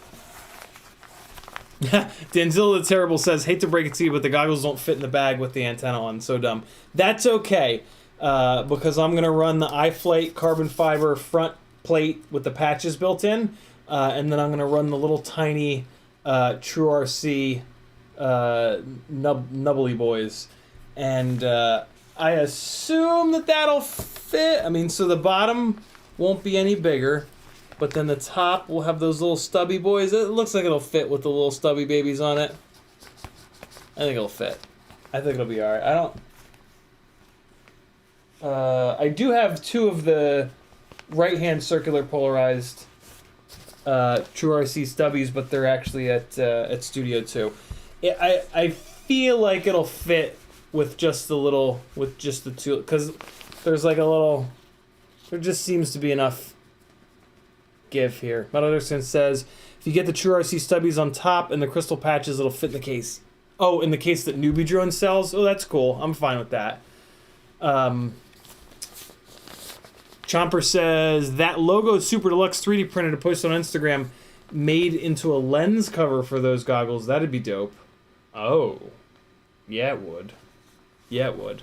Frank Nicholas says, if it doesn't fit in the bag with the True RC, there's a steel bag, like the DJI bag that they fit in. Very cool. Look at that. They're in a bag. The bag has fleece lining on it. Jackalop's never been so aroused. It's 11:35. I don't know if I'm going to make it to 12. I've done all the things. I really milked that unboxing as much as I could. There's no reason for me to put power to the goggles because I can't show it to you guys anyway. And I don't know how it works anyway. And they just, you know, I mean, you put power to them and immediately you have to upgrade them and do all those things. And I'm going to try to, I'm going to see if I can dupe Patrick into helping me out with those things to save me time. All right, you know what I'm going to do? I'm going to get caught up on chat, and then that's pretty much going to be the end of the stream. I'm hungry as hell, and it's been a million hours, and, you know. Okay, scrolling up. Oh, we're so behind. Good lord. Did I really take this amount of time to do that unboxing? Oh boy, I did. Metaduritskin says, telemetry 1/2 is a little high. I think 1/64 or 132 makes sense at higher rates for a more stable link. What is that the frequency that it sends the telemetry packets? Is it sending one telemetry packet for every 2 glip-glop packets? I'm gonna move down a little bit. Welcome to OpenTX. Timer 1 up. We'll move it down to 1/16. Okay. Cool. Good call, homie. Paul McDonald says, PayPal, thank you. Thank you very much, Paul McDonald. for the generosity. Frank Nicholas says, when you finger the think, don't squeeze it too tight. B-Man says, what's in that box? 2022? Sorta. Brandon's Big Bean says, you gotta replace that strap. It's gonna mess the top of your hair up and we can't have that. Yeah, that, oh, that's what I need to put in box is the straps. Yeah, I'll get another fat strap. I think that's what I'm gonna do. Which will be cool because I'm, you know, this all worked out. It was all meant to be. I was all excited about going olive drab on this fat strap because it would then match, so I thought it would match the olive drab newbie drone foam, but no, like, it's way off. It doesn't match at all. Like, look at the difference in greens. Man, it does not come through properly on these cameras. I promise you, it's a much worse match in real life than... maybe this newbie drone foam will darken up when it gets dirty, I guess. But, I mean, I certainly do. But, no. So I think what I'm going to do is get the newbie drone... they make a blue. They have like a midnight blue foam. I think I'll get that, and then I'll do like a there's like a cosmic fat strap that's kind of like purple and blue and cool and cool. So yeah, that'll be fun. Hingus.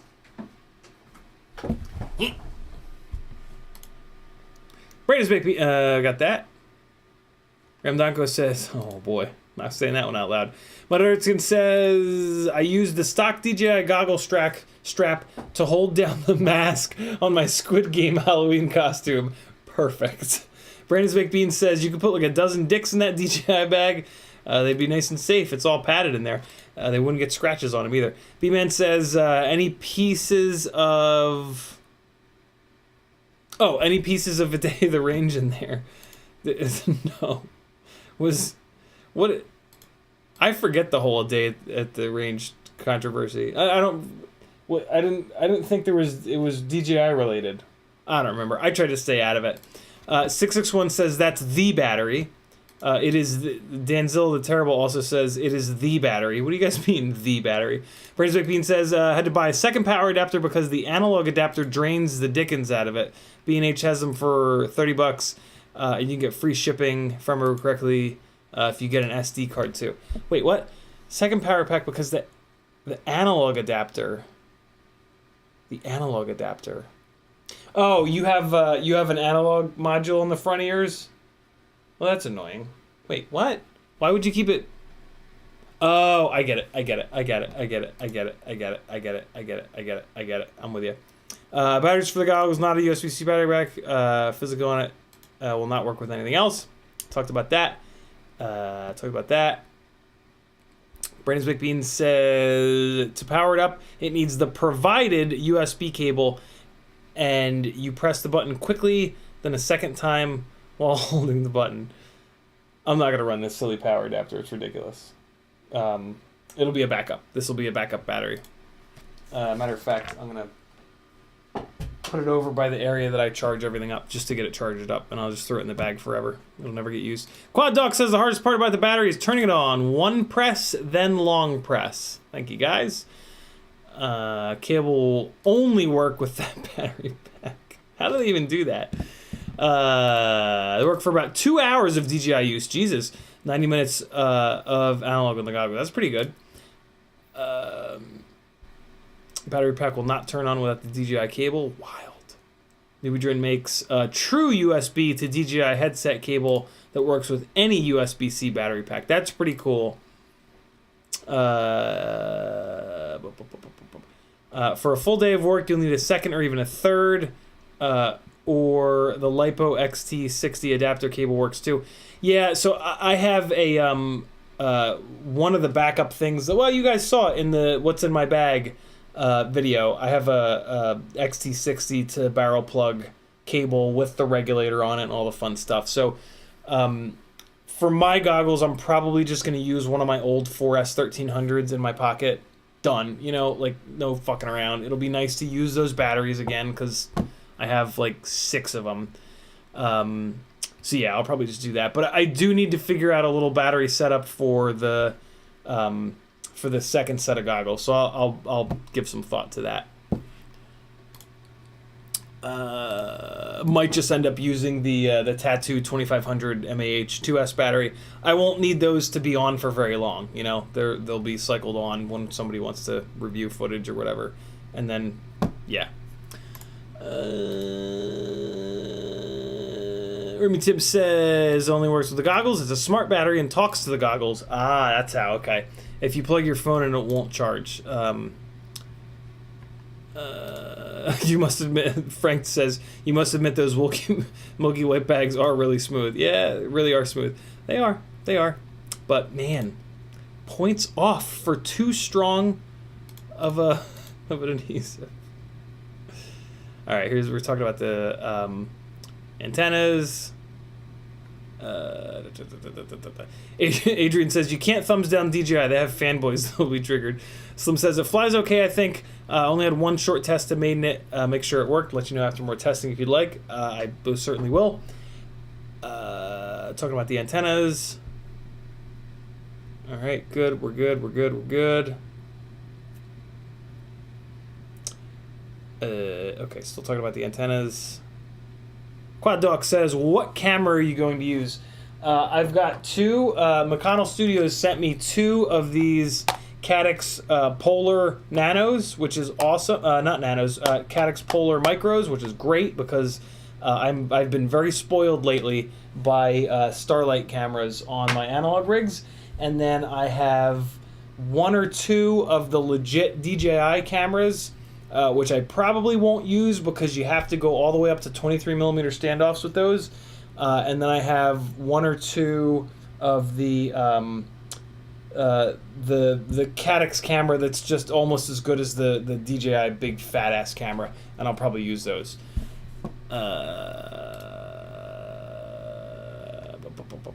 I think on the Cinesplores, I will use these Polars because the little bit of extra latency won't really matter, and relatively often when I'm on gigs with the Cinesplores, we'll fly deep into Blue Hour, and the low lightness of those will be a big deal. Hey, Frank says the front piece is identical between the V1 and the V2. Awesome. It is an unboxing without peeling off the plastic. Took care of that.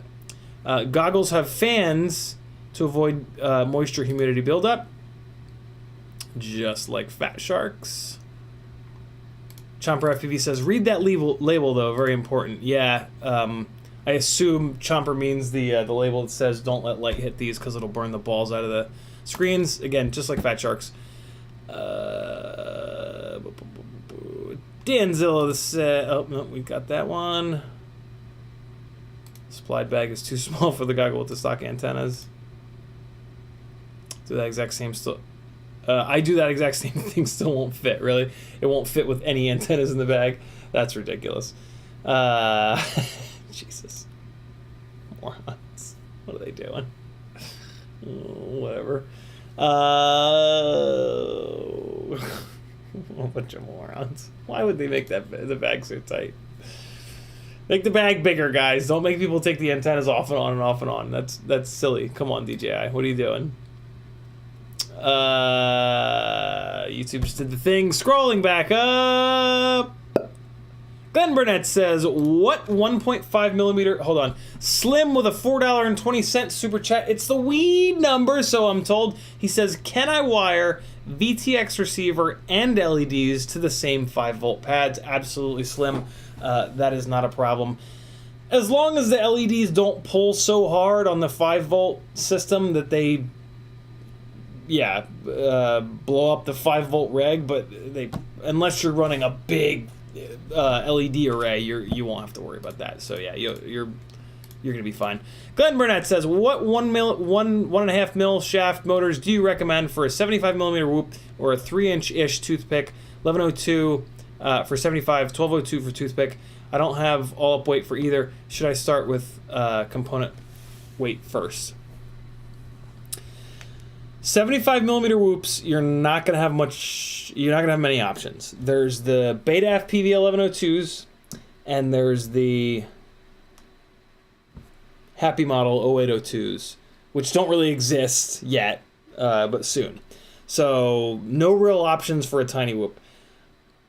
3-inch toothpick, sky's the limit, and it's all gonna be about what you want. Do you want to build an ultralight 1S baby tooth? In which case, man, I really don't know the tiny whoop motor sizes. I would just go to FPV Cycle's website and see what they recommend. That's that'll at least get you in the ballpark. But to be honest, you should just buy what they have anyway, because Bob's stuff just is dialed in and it flies really, really, really good. So yeah, that would be that. Literally, that would be what I would do. If I was building one, I would just get whatever Bob's like kind of correct or approved setup is.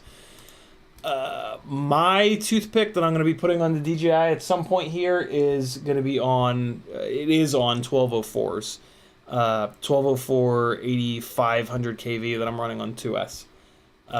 That's just me. I want mega power. The 1303s are going to be a little bit more grunty.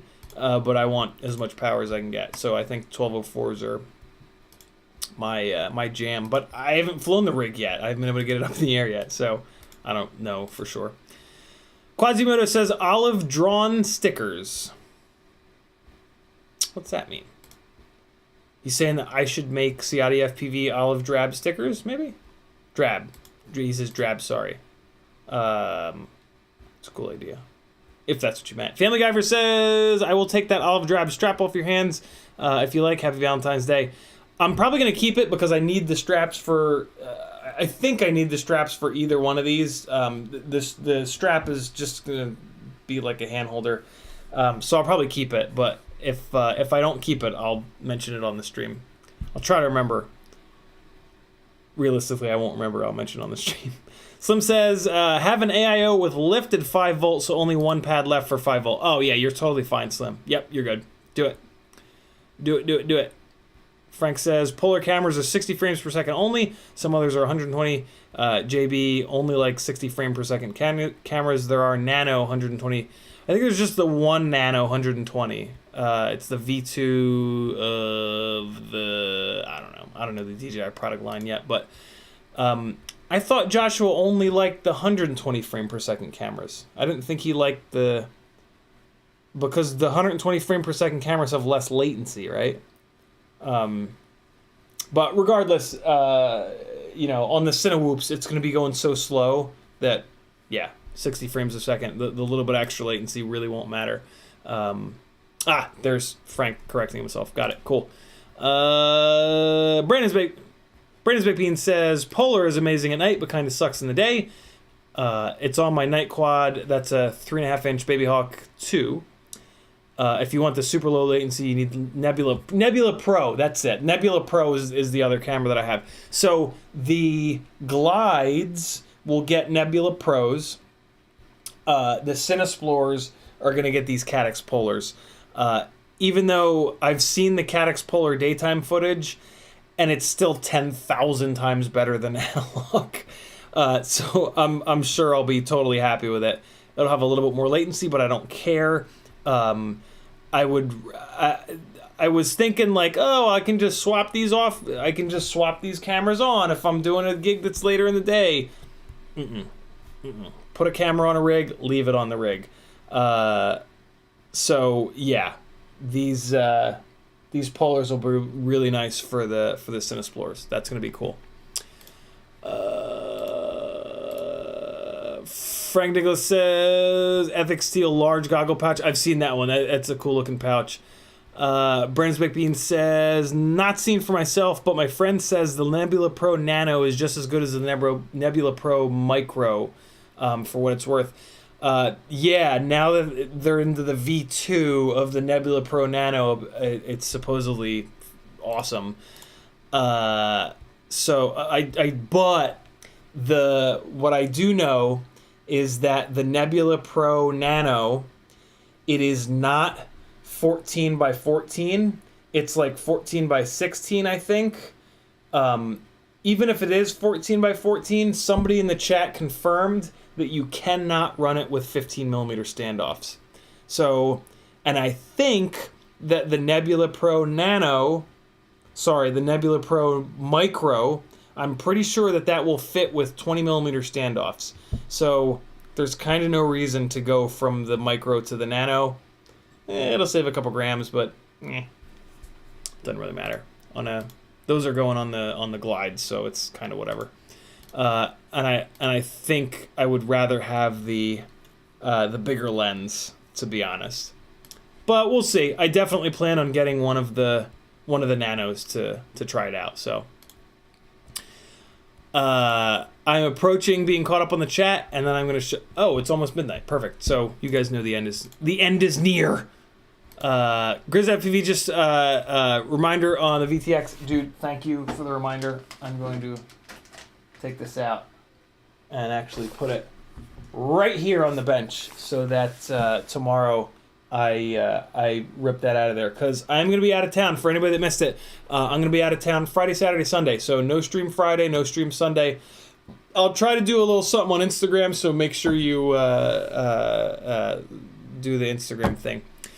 Mitoda with a $2 super chat. He says, best 2500 kV 0802. That's a really good question, Mitoda. I don't think anybody really knows that yet. I'm going to try to figure it out, but I need to get the rest of the 0802 25,000s.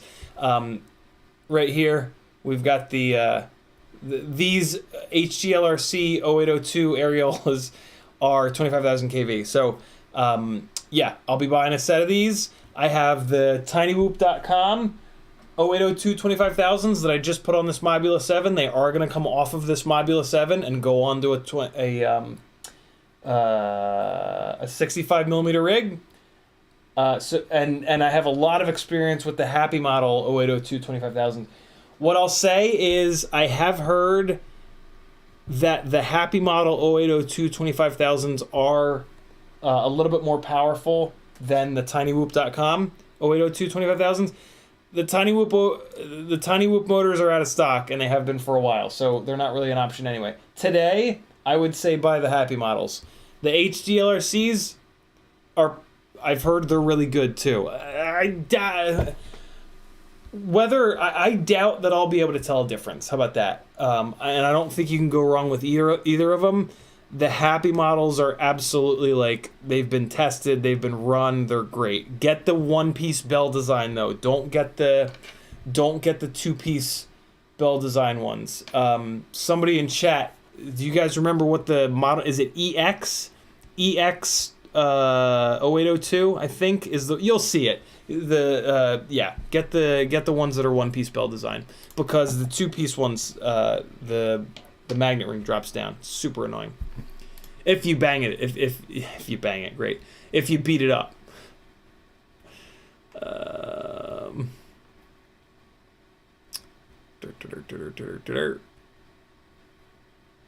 Brandon McPean says, not seen for myself, but my friends. Oh, we got that. Metadartskin says, the 120 frame per second cameras can also switch 4x3, 16x9, adjust other picture settings, etc. Oh, I gotta pay attention. 16x9 can go to hell. I want to make sure that all these cameras are 4x3. Frank says, it's the Nebula Pro, any size that's good, and 120 frames per second. No V1 versus V2. So they didn't.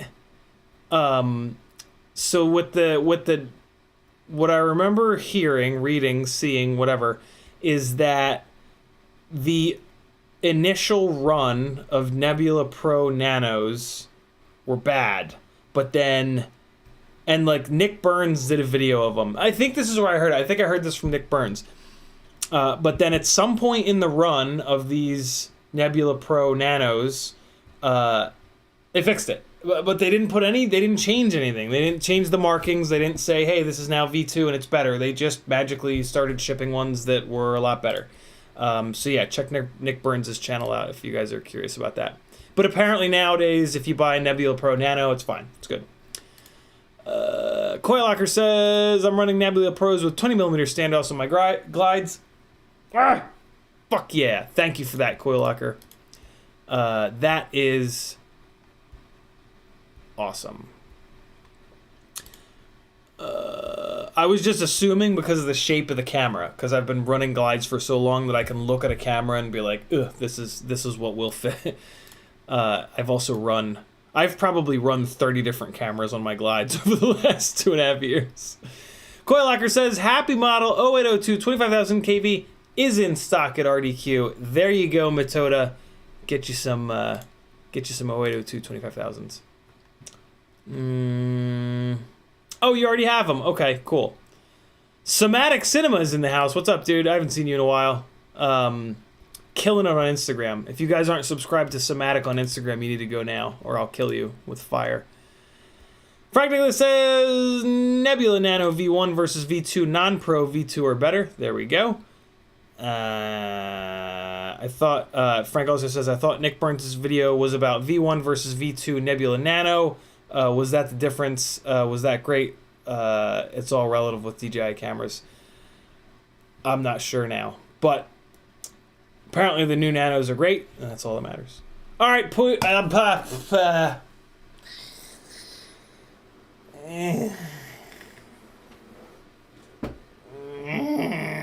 tired. 4-hour live streams suck a big bag of dicks. I gotta be really honest here. Oh, fucker.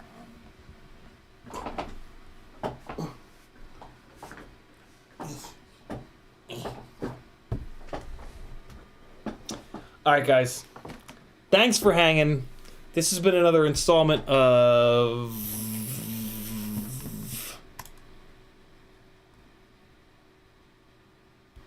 I don't know. Man, I'm beat. Here comes some flying. I'll see you guys again on Wednesday at 8 o'clock. And then I'll see you guys again Monday of next week.